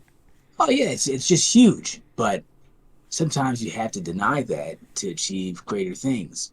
Um, what's it called? Lorem ipsum Dolores sit amet. Yeah, Um, you're gonna have to break that one down. yeah, that's the Latin type font that we always use, that we often use to show how a text would look or how a certain format would be with paragraphs and columns. And really, it's um, an essay about how no one seeks pain for itself, but will go through a lesser pain to avoid a greater pain in the future. Um, or or they will go through a pain to achieve a pleasure in a greater pleasure in the future. So, uh, I mentioned that in saying that quite often, especially nowadays, we are programmed through different things. Man, our smartphones are something. The way media works is something. Sadly enough, even sometimes games, blah blah blah, will have us go for the instant, easy pleasure instead of foregoing that and going for a greater reward later. You know what I mean? Yeah, this I know I've brought this up countless times, but it's the paradox of hedonism, where Exactly. yeah, you're getting the feel good moment, but is it like, but because it's not we live life is life has infinite amount of choices. Hmm. So that makes it fun to some degree. So but also it is really hard to quantify um, pleasure. Hmm. This sort of slides into when you were on that previous episode of words and the wonderful fun that they bring, and how they try to capture the essence of what we think and feel, and all that sort of fun stuff. An experience, I guess. Think, feel, and experience.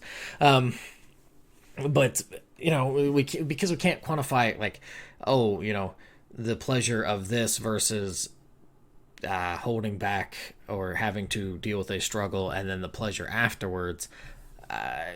For what it may be worth, they could be the same thing, but Hmm. because one is done consistently, say, because it is the easier route, it is a consistent thing, it has a more of a numbing effect. So that the ones who kind of go through the struggle to have the prolonged bit of abstinence of pleasure to finally get to it, there feels like there's a greater sense of it simply because you've gone through. Hmm. That low. Yeah. Right. So I mean, so that's because there's not really a good way to quantify it. It's more than anything, I just think of like in the personal sense of, I I've got the book thing I want to write. I want to do this. I want to write and get this out of my head, get it off of printed paper into book form, because to me that there is a sense of accomplishment to that. And in doing so, I know I have to abstain from hanging out all the time with people or playing games and stuff. And that's the trade off I make. Beasley. And but it's even, if I'm not mistaken, if I can add um to your achievement, if we can get that done, not only is it a just I want to get out of my head, which it alleviates me in my head. It's definitely, of course it's there, but you said, I think it was your last rambling with Slade, that if someone is grips that material and is helped in some way by that, then that's even more fulfilling. Am I right there? No, yeah, that is something that I would hope would happen, and I make that caveat in there that like this could happen well after I'm long gone and there's nothing but dust on the bones. It is not something that I'm like, oh yes, please, please, people, buy my book and be inspired and give me accolades or some kind of silly nonsense like that. Um, Indeed. like, I mean, there is the pursuit of legacy in that regard that some people get very or pursuit of glory, and it's very a word that we really don't see very often or think of, because yeah, we have the hustle culture and getting mine and becoming internet famous and all this sort of stuff, is that things are vainglorious like that. Indeed. That is a word we used to have that is conveniently slipped out of our lexicon. Yeah. Oh my gosh. Yeah. Jordan Peterson made a comment that got him in so much hot water. But part of the comment was, "Remember when pride was a sin?" And yeah, but I would say, like, and yeah, I'm not. I don't know, like. not Well, what. no, it's not that. It's just the whole like Peterson stuff. I don't. I'm not too keen on. It just feels like he regurgitates like a bunch of other stuff, and I'm just kind of like, whatever. It's just I like. I don't know.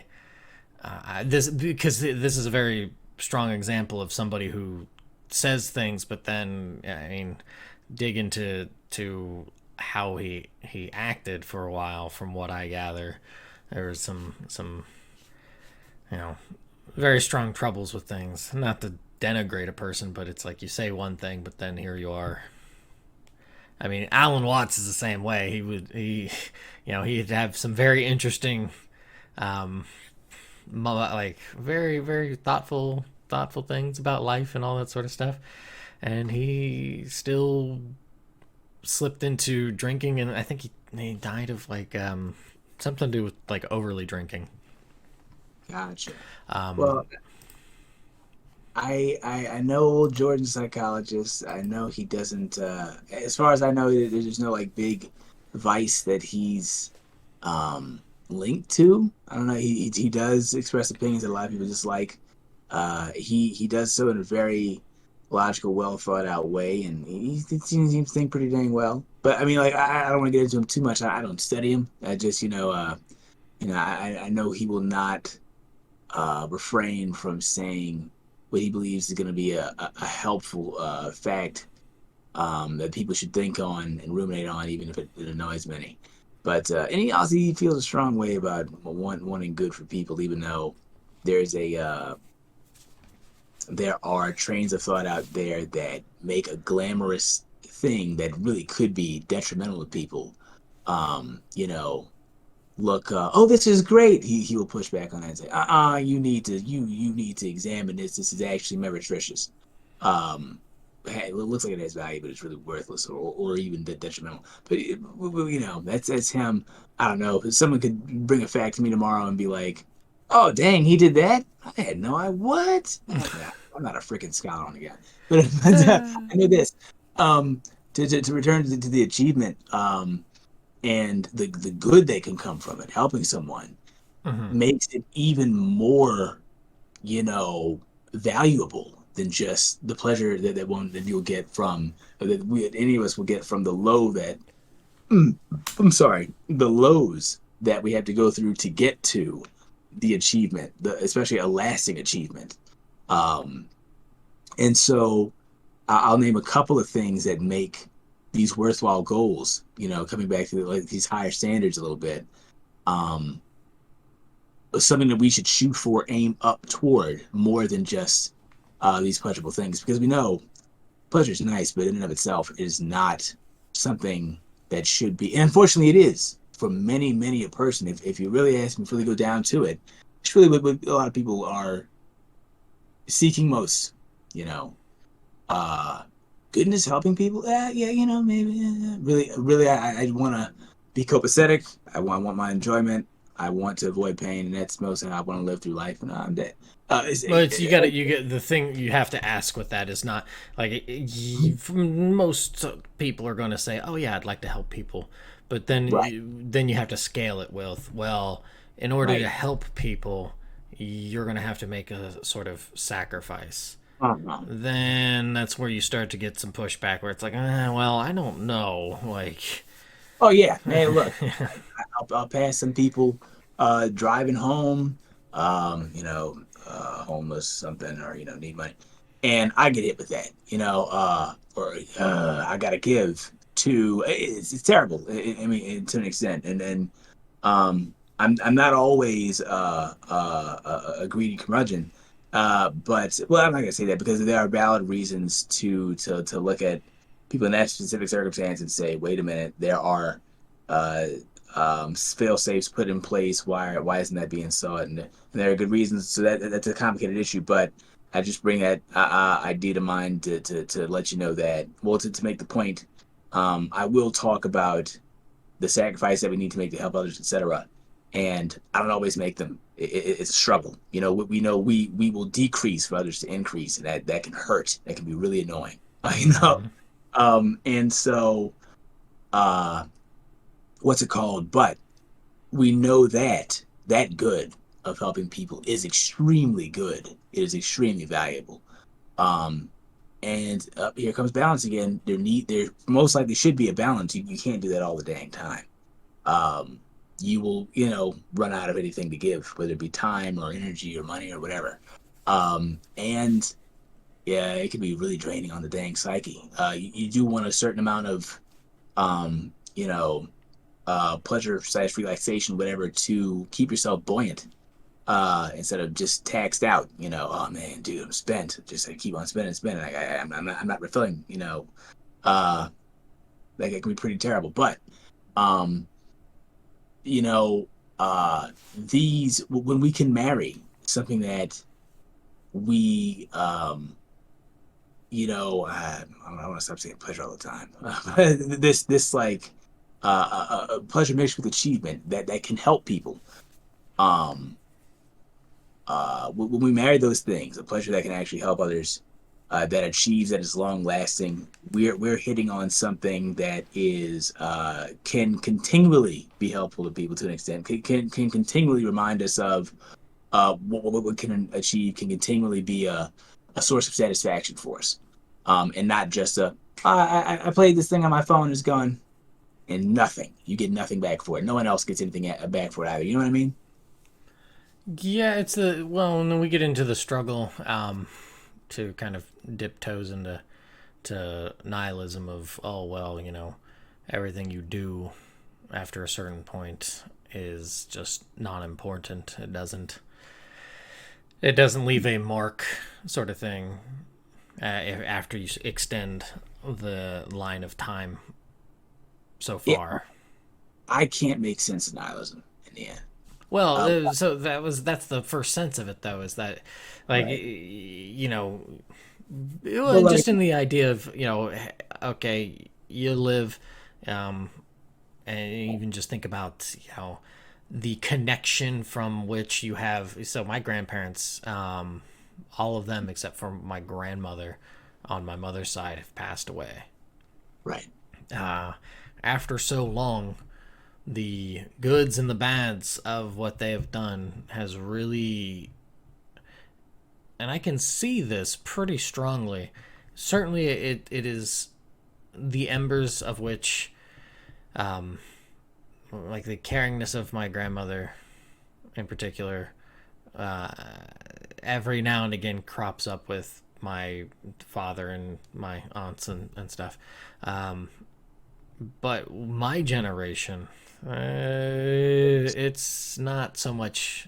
There might be a couple embers here and there, but for the most part, there's really not much. And then take it a generation from there. Um, that's the mindset, is that it's after so many generations, what you did or have done is gone. Does that change a little bit now with the ubiquitous nature of having things like YouTube or cameras and video and being able to record all this? Will that change how we approach things as time moves forward? Maybe. Mhm. I mean, in the same hand, though, we see how it in a way it doesn't. In a way, it actually speeds it up because just the inundation of information, and just Mhm. all the videos and stuff. Um, it's recognizing that and saying in defiance of that, I'm gonna see how far I can push this. Cool. like, That, like that's at least what I took away from it. But it's also been a while since I've really dove into it or dived into it. yeah, you are definitely one to man, thumb your nose and accept the challenge at something that's like, that comes against you is kind of like an insurmountable obstacle, or Yeah, for like better and for worse, I'm pretty stubborn. heck yeah, it's excellent, I, I don't know about excellent, but it's something. Yeah, could come push on the immovable object. Go ahead. Very nice. Yeah, but come on now. But and that's a beast. So, you make a great point in that, and I always talk about your grandparents and stuff like that. Um, one, all right. So, a quick note. It's two reasons I do not see. Two reasons I see nihilism as ultimately illogical. The first and most powerful is, looking back into and this is what I'm going to make a quick note on. If I think hard enough about existence, it just nihilism does not fit in. Mhm.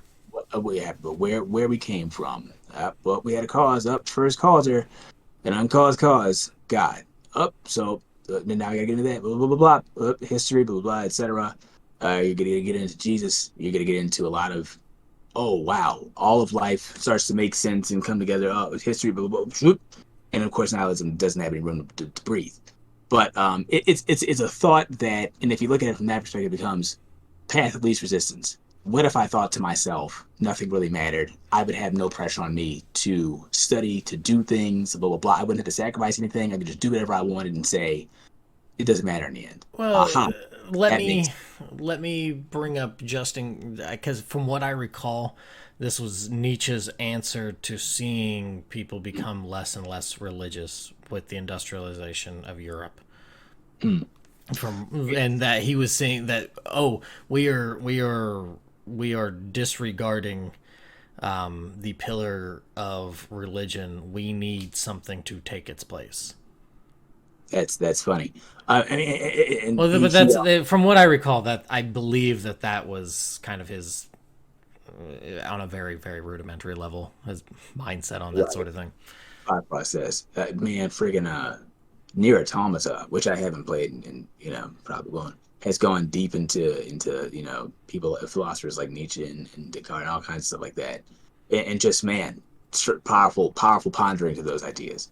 But there are certain uh, you know, mm, logical equations that you can't get past. That nihilism will be unable to answer. That I'm not gonna say religion because I kind of see that number going down. I'm like, that's kind of good to me. I don't like a bunch of man-made stuff, but or stuff that is meretricious. It seems good.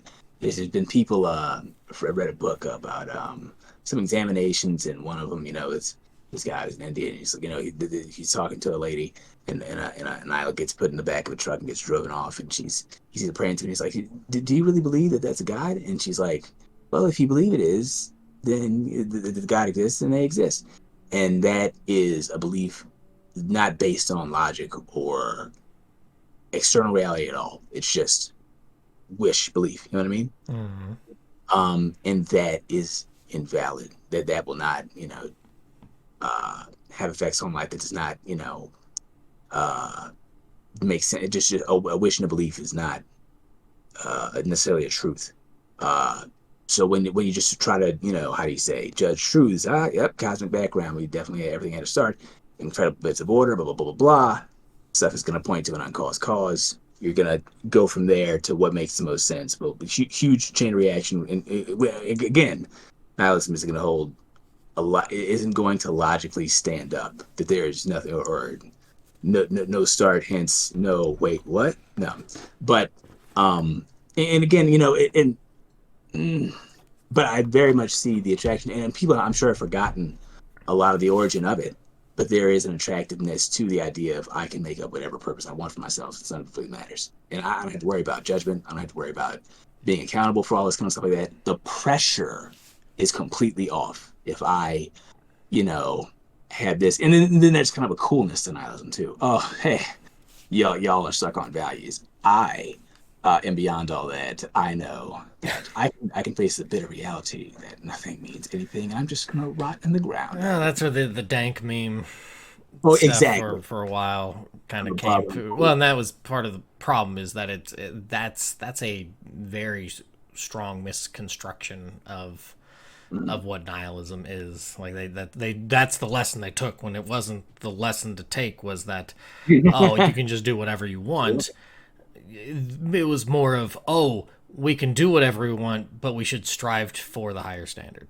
We should Well, be and unfortunately what also it got poisoned into after he had passed his sister had married into I think a very high ranking SS officer or like it was somebody high ranking in the Nazi party, and she took a lot of those things as well, and they very very poorly translated even though it's in the same language, very poorly translated those thoughts into, oh, well, we're the good ones, and everybody else ain't so good.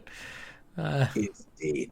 Wow. I mean, but So, like with the strict tenets of nihilism, you can't even really say a thing like should, can you? I mean, because that implies, unless it's toward a specific goal, like if you want to build a house that won't collapse, you should build with a firm foundation. Yeah, but if you're talking about should as a person, that you should strive, like you said, should strive towards something, uh, I guess valuable or anyway.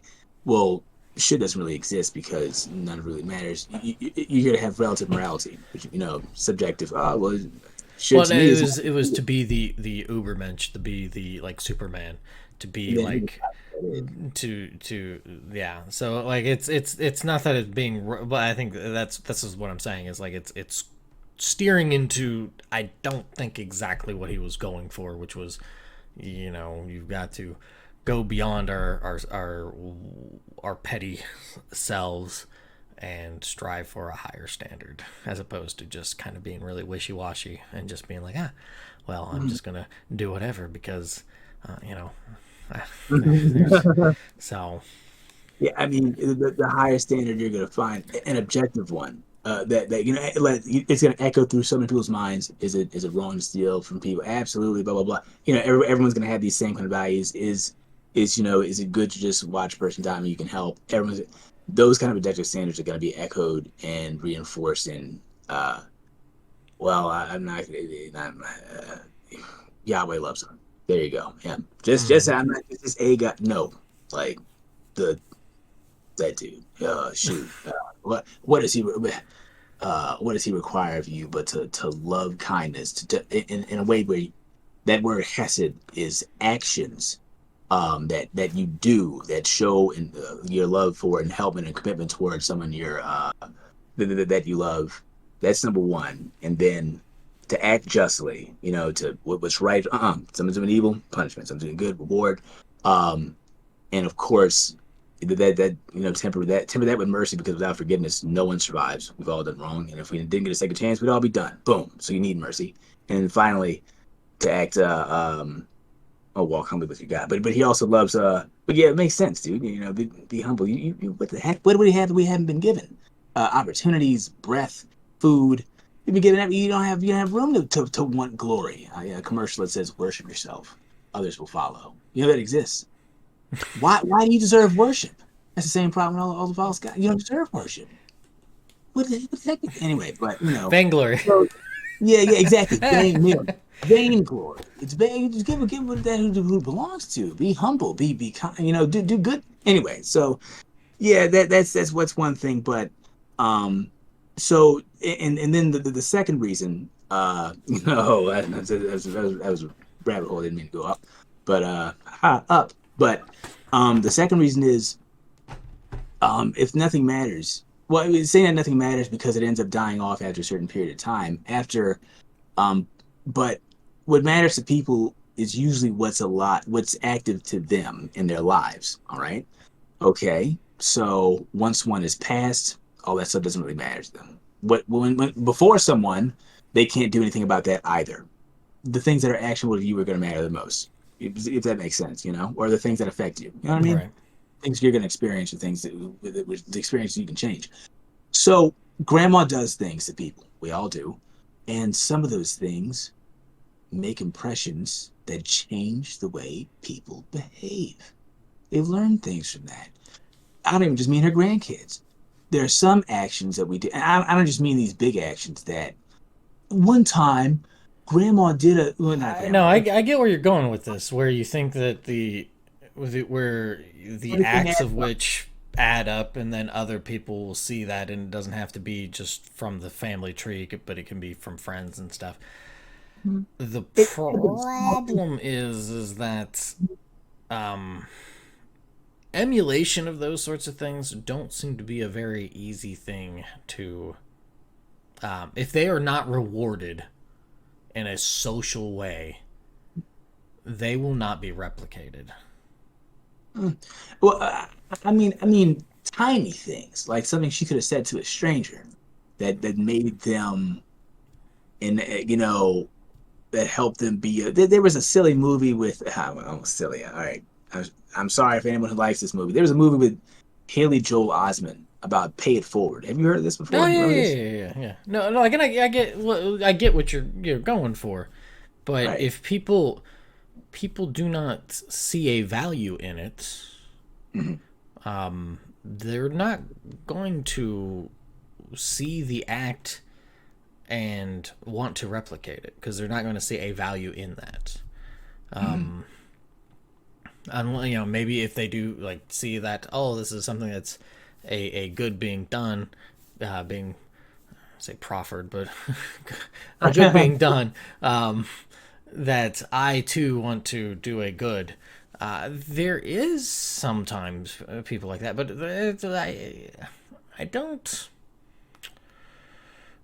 This is a value thing, and this is where this is kind of the odd. It's almost like the sun is sinking. So if you try to raise those sorts of standards, you hit the sun a lot quicker.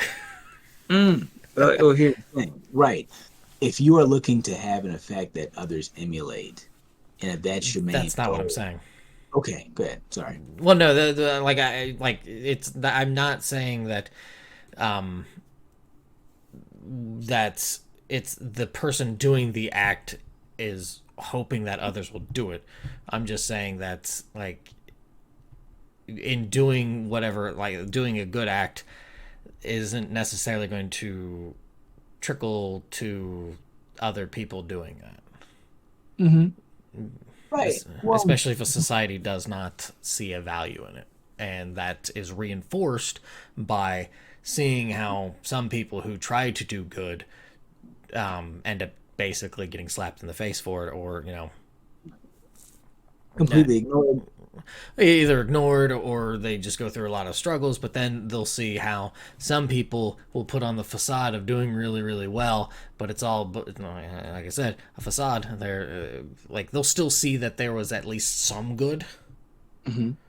at least how they value things. Oh, maybe because they're living comfortably, or they're living like ridiculous lives, or they're doing all this fun stuff. So they see some sort of values there. Whereas the person who is struggling and trying to do some good, but they're not really seeing a lot of things to be like, yes, I want to do that. They're gonna stare the other direction. Yeah, that's definitely something we can see and observe. Absolutely, people are gonna naturally, when you're a baby, when you're a toddler, when you're a kid, you chase fun. Absolutely, right? Like it's it. And that again, when we talked about pleasure being a thing that it often, just as I say, a phrase makes life worth living, right? Pain will make dying worth pursuing. Too Mm-hmm. much.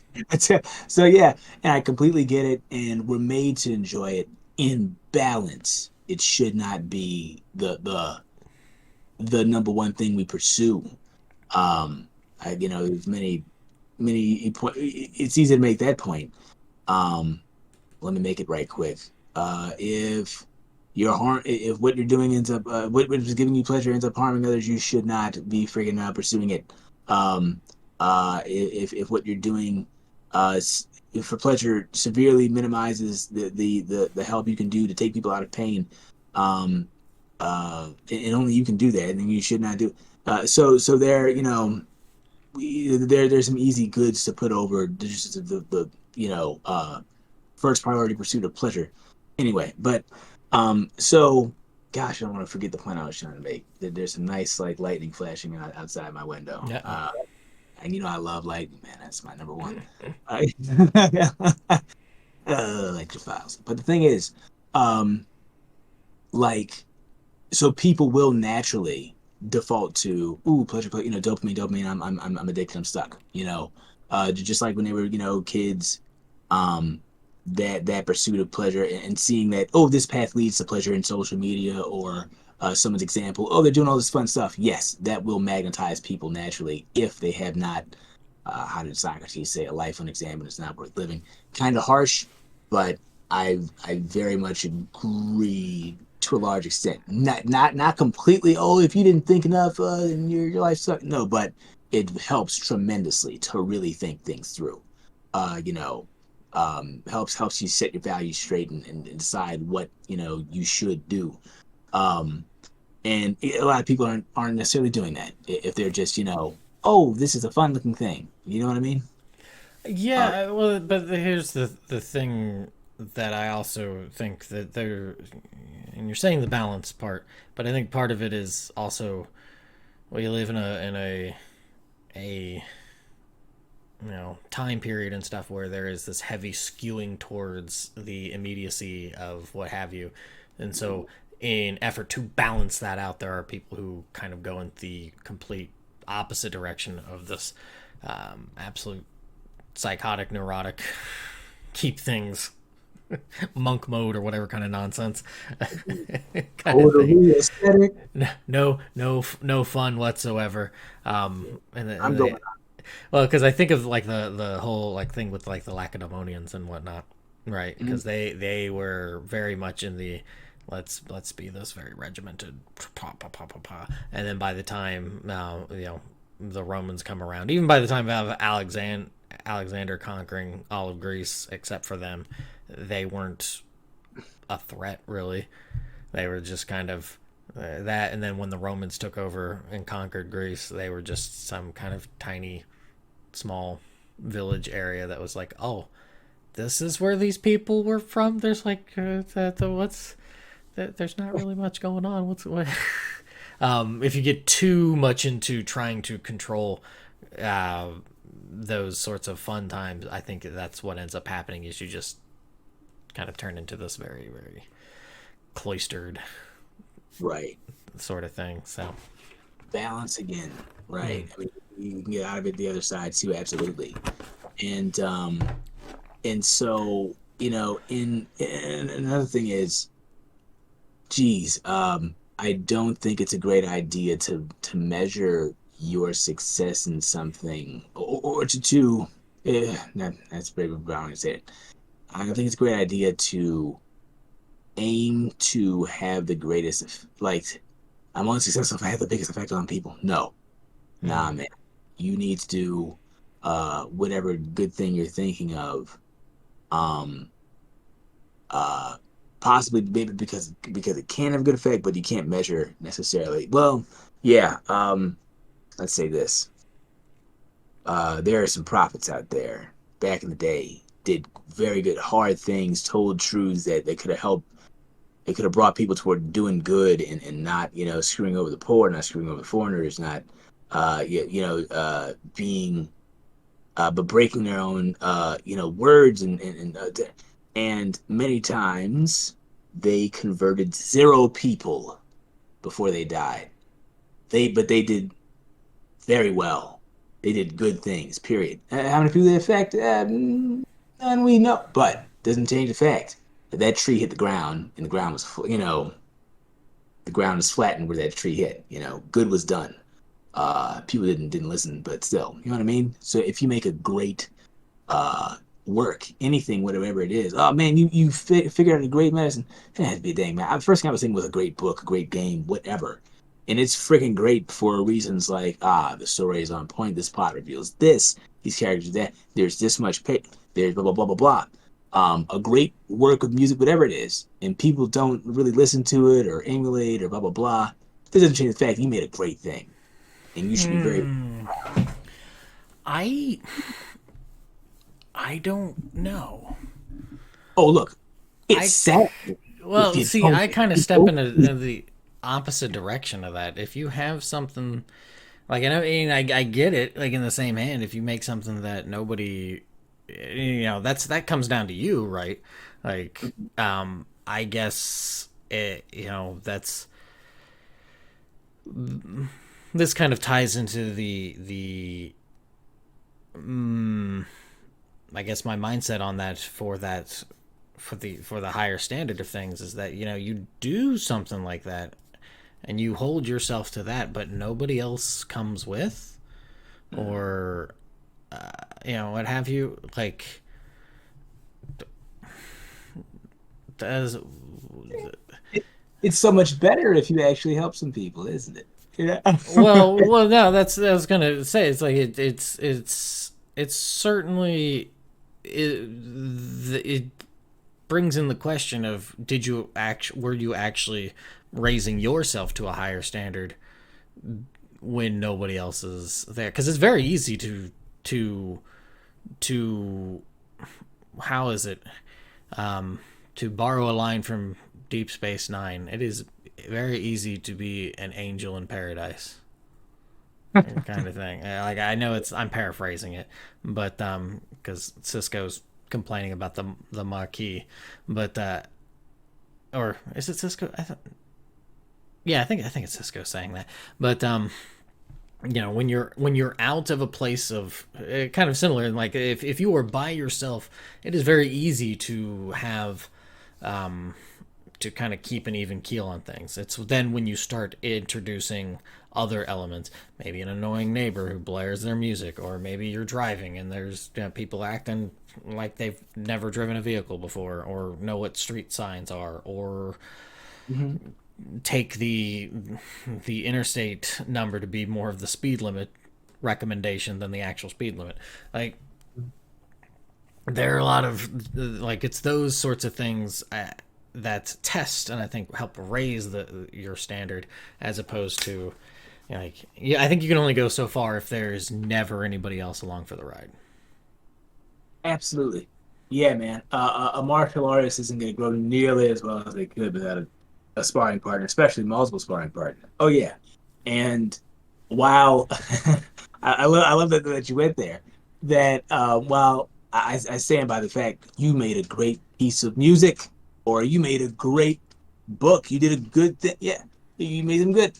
It is not multiplied tremendously if you don't, if others cannot see and learn from and enjoy and be positively affected by it. If you, and hence going to those higher standards, some balance needs to be created, some space needs to be created to reach out and try to make sure that as many people as perhaps as you can are able to learn from, enjoy, benefit from whatever great thing you made. Otherwise, crap. I mean, who you make the cure for cancer and no one takes it? No one knows about it? That's wow, congrats. You made the cure for cancer. That's a good thing. But dang, that's sad. You know what I mean? Mm-hmm. Or could make a game, write a book that, oh dude, that opened some eyes. That really helps with people. Man, I remember this. We enjoyed that so much. Man, that I never forgot that was a kind of like a pillar for me in this kind of way.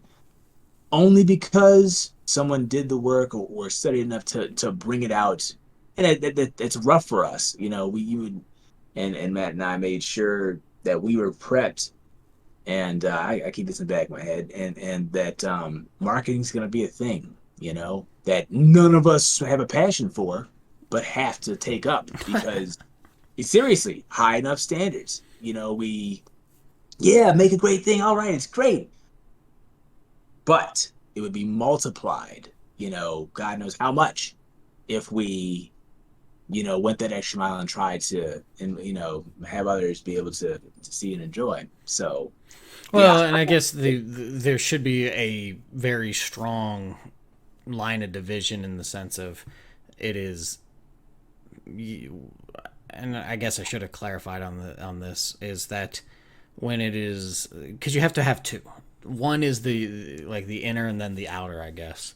Yep. Is that you should have the standards within, but when it Yep. comes to a standard of creation of something, then those are different elements you have to take into consideration. I should clarify that in there because I think that's an important thing to also point out, is that like you have to kind of marry the two, because if you have certain things about yourself, and I struggle with this just because of how obnoxious I can be,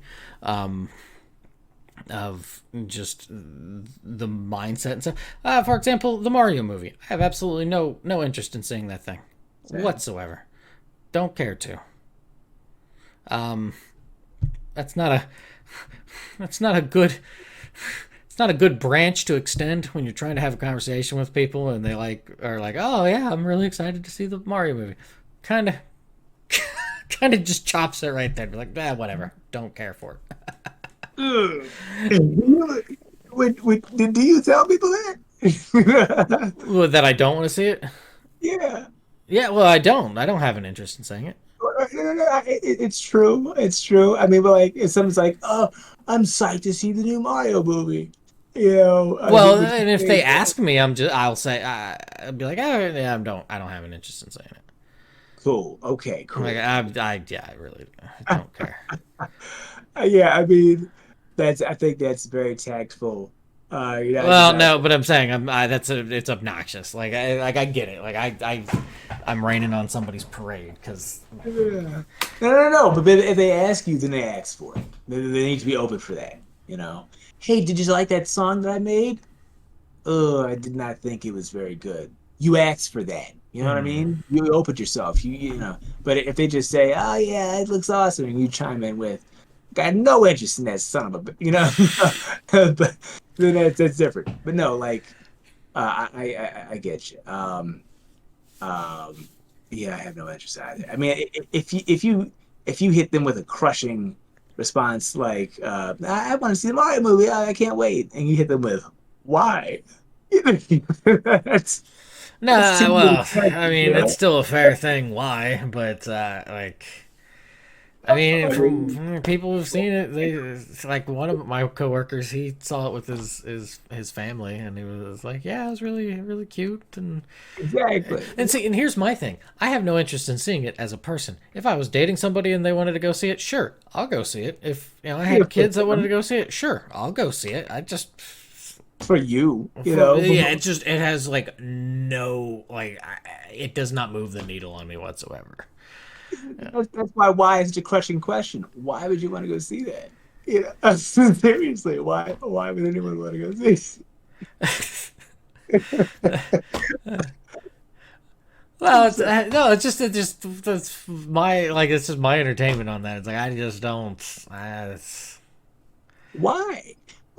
Like we played Mario. Mario was fun to play. Didn't have any story. Didn't make much kind of sense. So you want me to sit down and watch a story you made up for the thing that didn't have a story when it was first made? Like, I mean, like, well, I mean, there's just it, save the princess or whatever. It's just I don't know. that's new.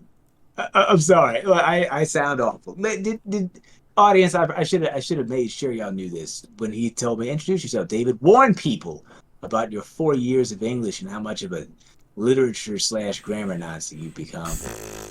A curmudgeon killjoy. Certainly curmudgeon. I'm sorry. Well, no, I'm just like if people want to see it and like it, that's their imperative. Like I just yes. Go ahead. I just it does Right. not. But that's I think the part of my I guess struggle for my own sort of standards is that like I really don't like a lot of the things that a lot of people seem to like. I'm just kind of like that does not. I'm with you. The first time you said that, like, I just like you're like, well, I have, David, I have things about me that kind of like, other people kind of put me at odds with some of their tastes. I thought, straight trunchbull. Well, most people are twits, but No, that's not. No, I mean that's an easy avenue to think into, but it's just like no. I personally I think a lot of it boils down to just never being in like in environments of being around people who in like groups to be like just from growing up and everything I was always very either ostracized or just isolated or just not on the most people that I got to know when I was a kid were like AA members like you're just gonna grow up and be a little bit different. Not to say it's good or anything. It just you're not gonna have the same taste on things. it's certainly more thoughtful than many a train of thought. Sadly enough, No, I wouldn't say it's more thoughtful. It's just like I said, just different. nah, man. I get decided. Look at Rambling Weekly. Look at these topics. This is the kind of stuff people should think of. No, and we would be all boring fuddy duddies. I get to be Uh, the boring fuddy duddy. you know what? Or you could have this. Ooh, I am trying so hard and failing quite often at it's not sounding mean toward a lot of common things. So I'm not even gonna say what I was thinking about saying. There you But go. That's that's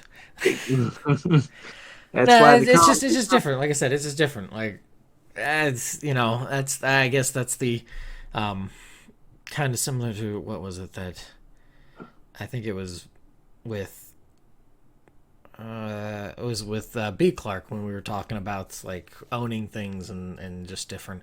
And there's just a different value sense and just kind of coming to terms with the things that we value and then being able to appreciate how other people value those things, even if we don't agree with them or whatnot. And I get that there's a certain limitation to all of that sort of thing. You can't just because of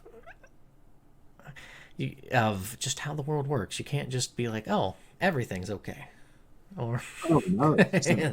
so yeah, it is. I don't know. I certainly try my best to at least in my way keep bettering myself, but also in the same sense of bettering myself, not being a complete schmuck, which it's very easy for me to fall into if I don't. Very easy for many.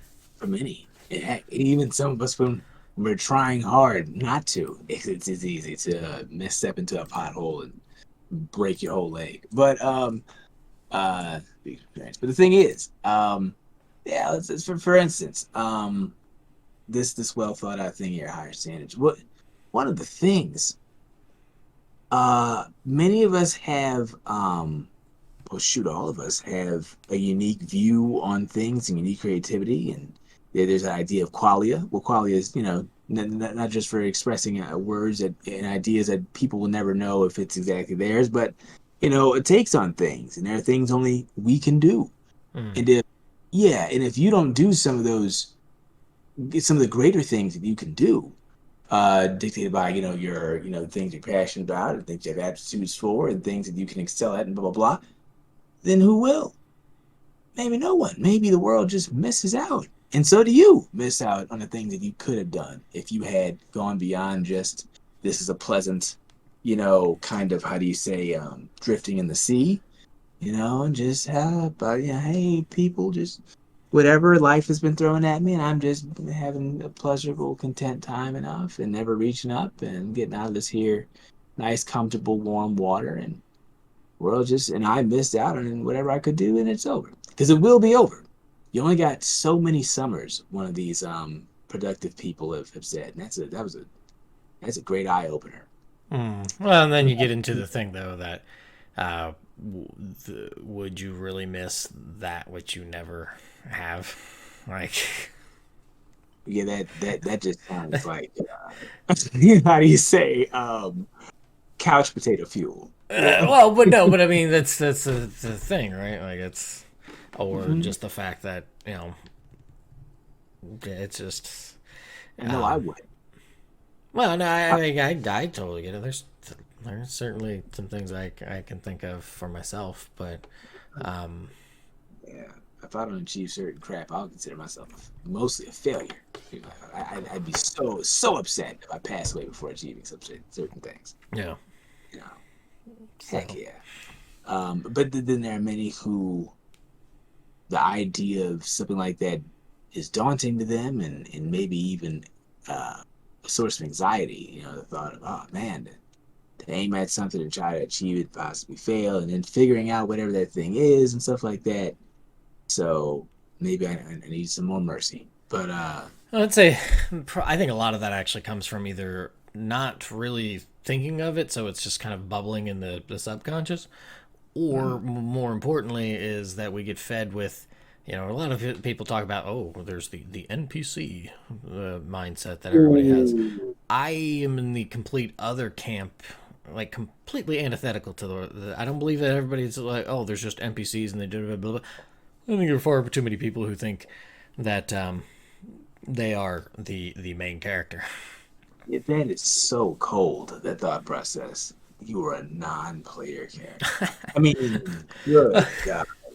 I think it's just more. Yeah, I think I line more into everybody thinks that they're, or at least a lot of people think that they're main characters, and so um, there's a bit of a blinders on to a lot of the world. Yeah, it's awful to value one to think that one's value is higher than another's. Just why? How is that? What? It's a terrible, private, vainglorious thing. Yeah, to devalue someone else, to put someone beneath you. On what grounds do you think you have the right to decide something you didn't make in their value? What a blind little short-sighted view one must have. But like here's a little simple exercise. Take whatever mindset you have and give it to everybody. See how the world turns out. Seriously, what if we all just dropped that garbage right here like I just did? crap, we wouldn't be able to drive anywhere. This is probably a bad course of action. No, but um, backbiting. Anyway, yeah. So, uh, yeah, I agree with you. I'm very much anti NPC mindset. It's very reasonable. Let me back up for a second. I know I shoot for high standards. You do as well. I'm glad. I think the world. I'm glad we got Sudraba. I'm glad for the other Yeah, things. it's the first time I've heard that. Not from you personally, but Yeah, right. Oh, it's look, an ugly book. it is truthful. It is. There's the author reminds me. Oh man, if I say this, don't be insulted. But a little bit of how the author was created, that the view that the author expresses was created reminds me of how the main character was created. Society will create reflections of itself to an extent, and quite often those things will be ugly. Just based on how people are. I mean, look, if we had a person like Mateo here, Mm, except instead of Sudraba, it was America, would be a messed up individual to an extent. Their mm. value be with others, on others, and what is good. No. A little chart. Percent of people is very, very important to them. Stuff like that. It'd be a bit worse than this. But anyway, yeah, rough, full of himself, believing everything that they did, that they were, um, Oh, they're like a psychopath or a sociopath. One of the two. Yeah. yeah, Yeah. yeah. Oh, yeah. So it's a good shot. Yeah, yeah, and so now I'm not glad we have to drop. I'm glad for the things that we're gonna have after the drama. Some awesome Should stuff. be Yeah. should be better. Should be a little bit lighter in tone, sort of, kind of, maybe. Not No, always, but I don't. And look, that's not necessarily a plus for me. Other things are a plus. You don't Zack Snyder me. The Batman versus Superman was bad because everything was dark. Um, fair. No, I guess I mean, yeah, more not as psychologically dark or whatever Mhm. as But that. you make a great point. We like goodness. Humans, we like light. We like virtue. We like to see good done. You tell me a story about nothing but oppression, I'm gonna be depressed in the end. You know what I mean? Yeah, Um, not a great, yeah, yeah, not a great selling point. yeah. But yeah, just to see people, go beyond and strive for good, yeah, make it and actually succeed, or just remain unblemished by the world is part to steal part of what James says can be an awesome thing, an inspiring thing, and we have some really cool stuff coming to see immovable forces clash with um uh what's it called, unstoppable, but immovable Object object and unstoppable clash force. with unstoppable force. That can be some really cool stuff. Good gosh, cool. Especially when all these cool things are set up in a very reasonable, plausible, that makes sense. That in a non-contrived suspension of disbelief needing type thing. That can be really cool. So we got some really cool stuff coming. Because my man is holding himself to high enough standards to sacrifice things to get that done. I'm certainly Uh, trying. Dude, yeah, I hope to be in some situation. So I said all that to say, even though we're down with that, and I'm so glad that we are, there's nothing wrong with trying to live a normal life where you are not trying to make these big achievements, not trying to make these big works. That everybody can see this, everybody can see my this and that. If I use that mindset, I said, where what if I put everybody in this mindset? Are we all trying to make a music or a manga or a novel or a game? Are we all trying to make some creative work? Maybe, maybe not. Maybe it's a bunch of cool stuff. I don't know, but there's nothing wrong with not doing that and just holding yourself to the high standards of, having the best effect. Excuse me, that you can, Mm. uh, in different ways. And that's another thing that I recommend that we do, especially getting older and seeing more clearly.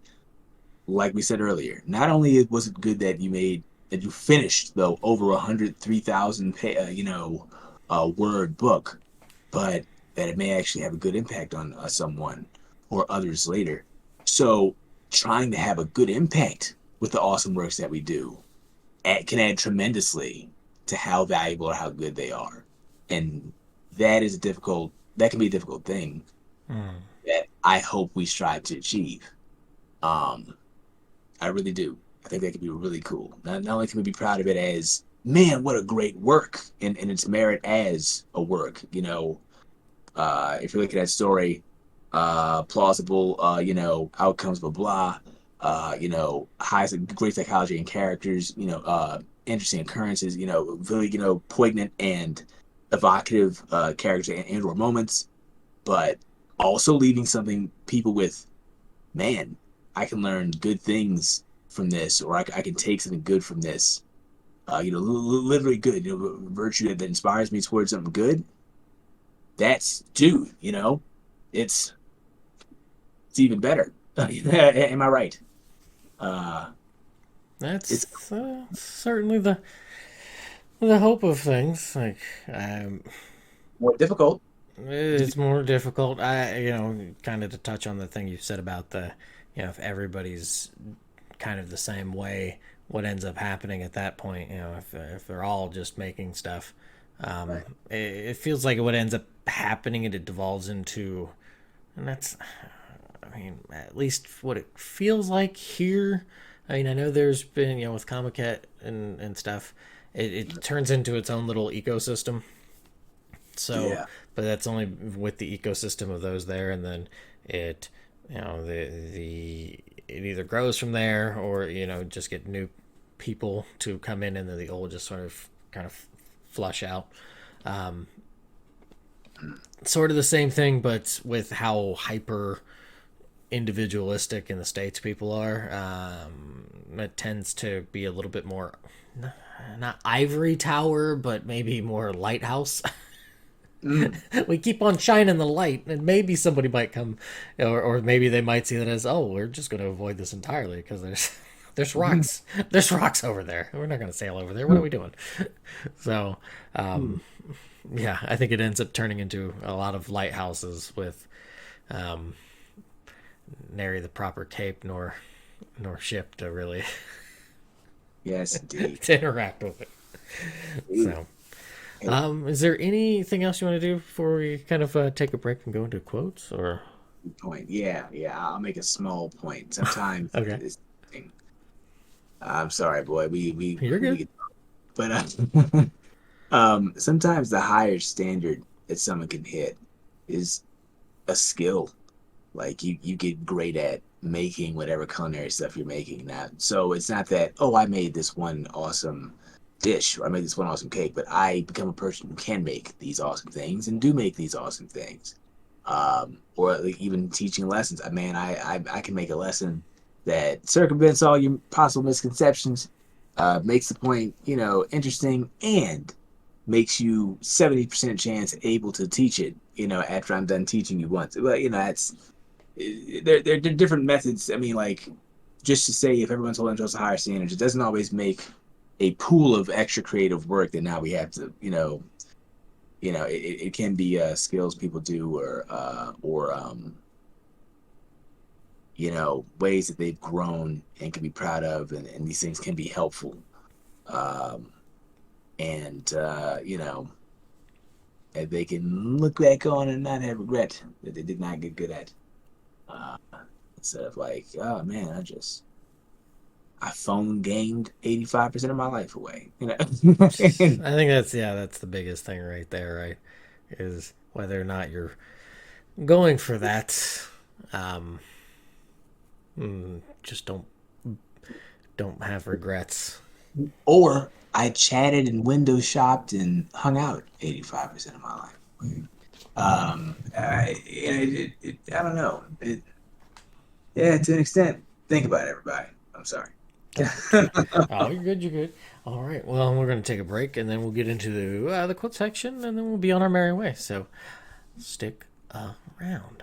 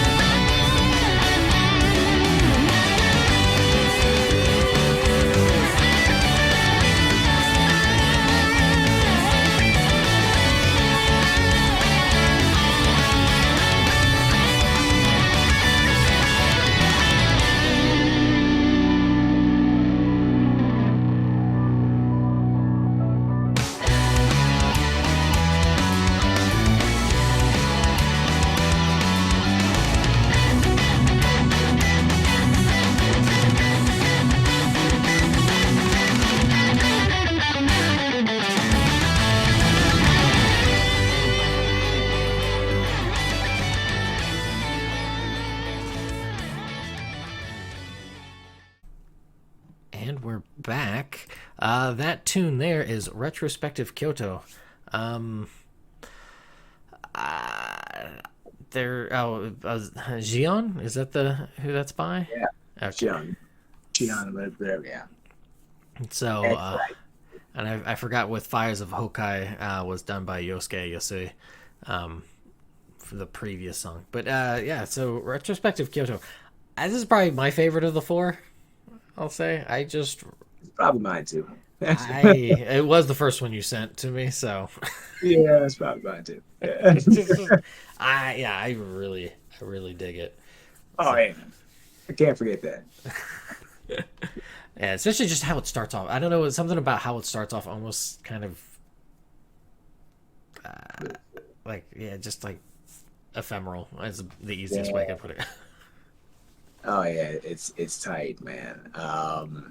She's a something more than just how good it is. It there's this ain't gonna make no kind of sense. A sun settiness to it for me in the beginning. Oh, I don't okay. know. Yeah, it's weird. Whatever it is, it kind of sets the stage quite nicely for a good clash, good brawl. Mm. Yeah, yeah, man. Let's get into it. That song says, Yeah, uh, right. and enjoy it. Uh, As people should. So, yeah, it was during the break. David and I were talking. I am going to be completely egotistical, and the quote for today is actually going to be from the new book I'm working on. It's gonna be from Sages, because I mean I think I did a quote from Sudraba at one point. I'm allowed to do these things. yep. I like quotes. I think at times I can write some nice quotes from stuff. So yeah. Anyways, Invoking words, man. yeah, Evocative. Yep. I would say I have a whole bunch of pages of it from Sudraba that I'm like, man, I wrote this. I don't know what that says about me, but it's kind of nice to be like, I guess I can do things. Say it says you need help. You need help. All right. Uh, so the quote I have here, I will not give any context to it because that just makes it that much more. I don't know. I'm not going to give any context to it because I said I'm not. Anyways, the quote is: "A dream lost is a small price paid in the promised pain of life." Um, what do you have to say to that one? I know the context, and I'm just it's just hard for me to separate the context from the phrase, and if I do that, the phrase still is like getting hit with a proverbial sledgehammer. A dream lost is a small price to pay in the promised pain of life. Life's gonna hurt, and losing a dream, which is intangible, is a small price. But at the same time, a dream is what some people live for to an extent. Like they Mm-hmm. strive toward. Like, a small price to pay. What kind of? And at the same time, it's like true. You can shift your dreams. It's in your mind. Your mind is the way you have. It just shows you, yeah. The I guess what little context I'll provide on this is that this line of dialogue spoken obviously is elucidating this character's what they value in a dream versus this is what's coming in life kind of like they're what they how they value how much they value in dreams is probably not a lot. Yes, indeed, for their own very good reasons. But geez, yeah, that's a rough one to take that hit, to hear those words after you know whatever prompts him to say that. I mean, what if he said that to you, T? How would like how would you respond? I mean, especially if you perhaps lost something, or saw man, yeah, I might not be able to achieve this goal, long-standing goal I've had or something. Oh, like if I wasn't, yeah, yeah, it wasn't, yeah, like if I was never able to, if if I was trying to get to Japan and it just never came to be, or the Oh, attempt you. failed, and Oh, I was told something like this, mhm. I'd be pretty mad at them. And Yes, I mean, it never came to be because you don't know if it'll come to be. But he's telling. I mean, like your first attempt failed, your second attempt failed, maybe, and he hits you with this. Like, yeah, don't. well, yeah, I'd be pretty mad. Tell them to stuff it for one. Um, the other thing is I have either a knack, propensity, or I don't know what other word to use other than we'll just say propensity. Propensity to say, like, if I start to do something and I either get very strong signals or just can see the writing on the wall that this is not going to be an endeavor that I wish to pursue.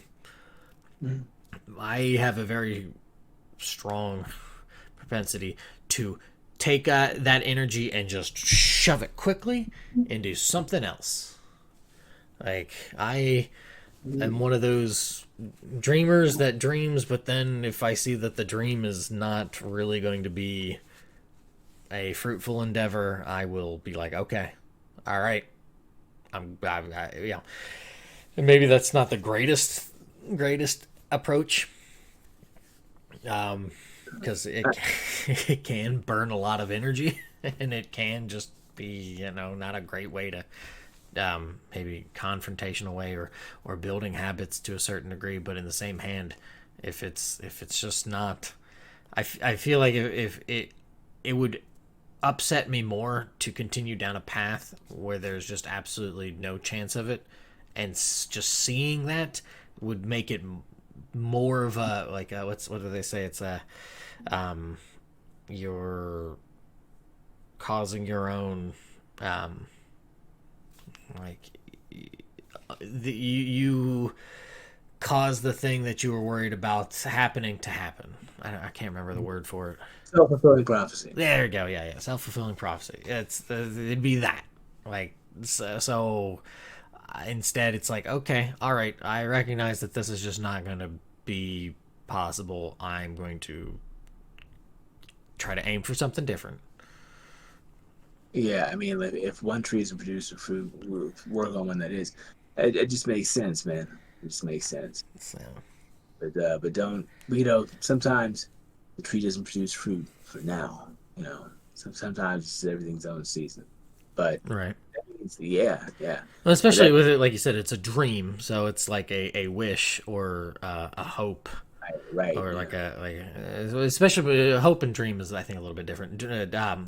A dream, like this Mhm. is just it's like, oh, I wish for this to be a thing. Mhm. Yeah, man. Uh, I don't know. Yeah, yeah, yeah. I guess with you, it definitely depends. If it looks like it's still possible, you might get stubborn and like, yeah, all right. Yeah, Uh, yeah. I mean, but if you yeah, see the merit, yeah, it just depends. You gotta be a good judge. hmm Gotta be a good judge. I yeah. say that, uh, you know, italics, capital letters. Yeah, Underlined, you got it. bold. Yeah, yeah. uh, but yeah, yeah. It's beastly. Yeah, I don't know. Yeah, no, Uh, I mentioned about. Oh yeah, the Sager's got a little bit of different. That's more of a Sudraba tone line. yeah. that's that's more of a kind of. It tracks, man. I mean, like, it's real life, and you got some thoughtful, smart people. Uh, that's a great thing, bro. Sudraba is going to be different from stages, not in that. Oh, people don't act the same. No, but people are people. Thankfully, I love that. They're people. But Mm-hmm. you just have a different cast of people in a different situation, and there are going to be some different perspectives based on the way they were raised and the things that are going on. Right. It's not in Sudraba. Sudraba breeds a certain, sadly, train of thought with the way With people all act. of them, they all have their problems. Yep, yep, Except for yep, Wenzel. Wenzel didn't have any. His problem was that he was just in a bad situation. Poor Wenzel. yep. He let himself get dragged along uh, by his sister. Yeah, I didn't want my sister. Yeah, it's a good realistic thing, man. I he Thinking. is one of my secret little favorite characters in that whole thing. Like I love Josephine. Josephine's great, but like Yeah, Wenzel's just like I just want to bake bread. Can I not do that? Like can I? Can we please just go back? Like why am I doing this? yeah. I got my life figured out. This ain't fun, you know. I was fine doing this. Like this was easy. This, But I was good, I was good. I didn't need this. Jesus, um, family. Yeah, that's cool, dude. uh, But yeah, man. all right. Well, I did not realize this, but the outro song you have picked is also from the same person. Yeah, Shion is one of my favorite doujinshi for groups for Toho. Shion just hits. So I have like 10 other albums. Okay, gotcha, gotcha. It's got Ghostly Voyage, Be of Good Cheer. This song, personally, I don't really get too much out of it. It's more of a chill thing. Gotcha. Yeah, man, it is just different. It is easy to like rock to a little bit. When and like come up with some cool imagery too. Very quick disclaimer to everybody before I make more comments on Corpse Voyage, Be a Good Cheer, is I'm sorry everybody, but the thing that offended you. I mean, well, I just had blind spots and issues. Oh, Uh, you're good. You're good. sorry, man. It doesn't mean well, but and hence we had this cool freaking this cool tune, dude. I think it's hard to I think it's hard not to be a good cheer with this one, man. This is nice. It's a cool little, just I cool. feel like this could be slapped into an MMO. Yeah, yeah. A good one. If you're gonna be smooth, they have some like there's a Tekken like customization theme. I think Tekken 7 like Midnight Closet or something like that. Hmm. It's just one of those things you can just like work to overnight for possibly hours if you dig it like that. It's just there's some smooth work to this, do whatever the heck to beats out there. Um, yeah, this was just cool, man. Anyway, All the right. Is there any last little things you want to add other than the apology? I mean, it happens. This is where um, you got to hold yourself to the higher standard, David. Come on now. right, right. Um, I I'll try to slow down a bit more on certain, man, you can want the best for people. Sometimes we think about things enough so many times where it's like we get a strong impression of them, and you add care to something, then you can get kind of heated about it a little bit. And Hmm. so yeah, so sometimes caring for people want the best for them and kind of hating things that stand in their way. Like I used to want to when I was a kid, younger, man, I hate drugs. I hate what they do to people. Like the crack and crap like that. And then they used to, oh look, this is done this to this kind of people. It's ruined lives like this. It's messed up bystanders and blah blah like this. I'm like, man, I'd like to if I met one of these people buy some drugs and step on them right in front of their face. Like, yeah, give me some more. Just because I hate the what the evil what it's doing to people and stuff like that, and Hmm.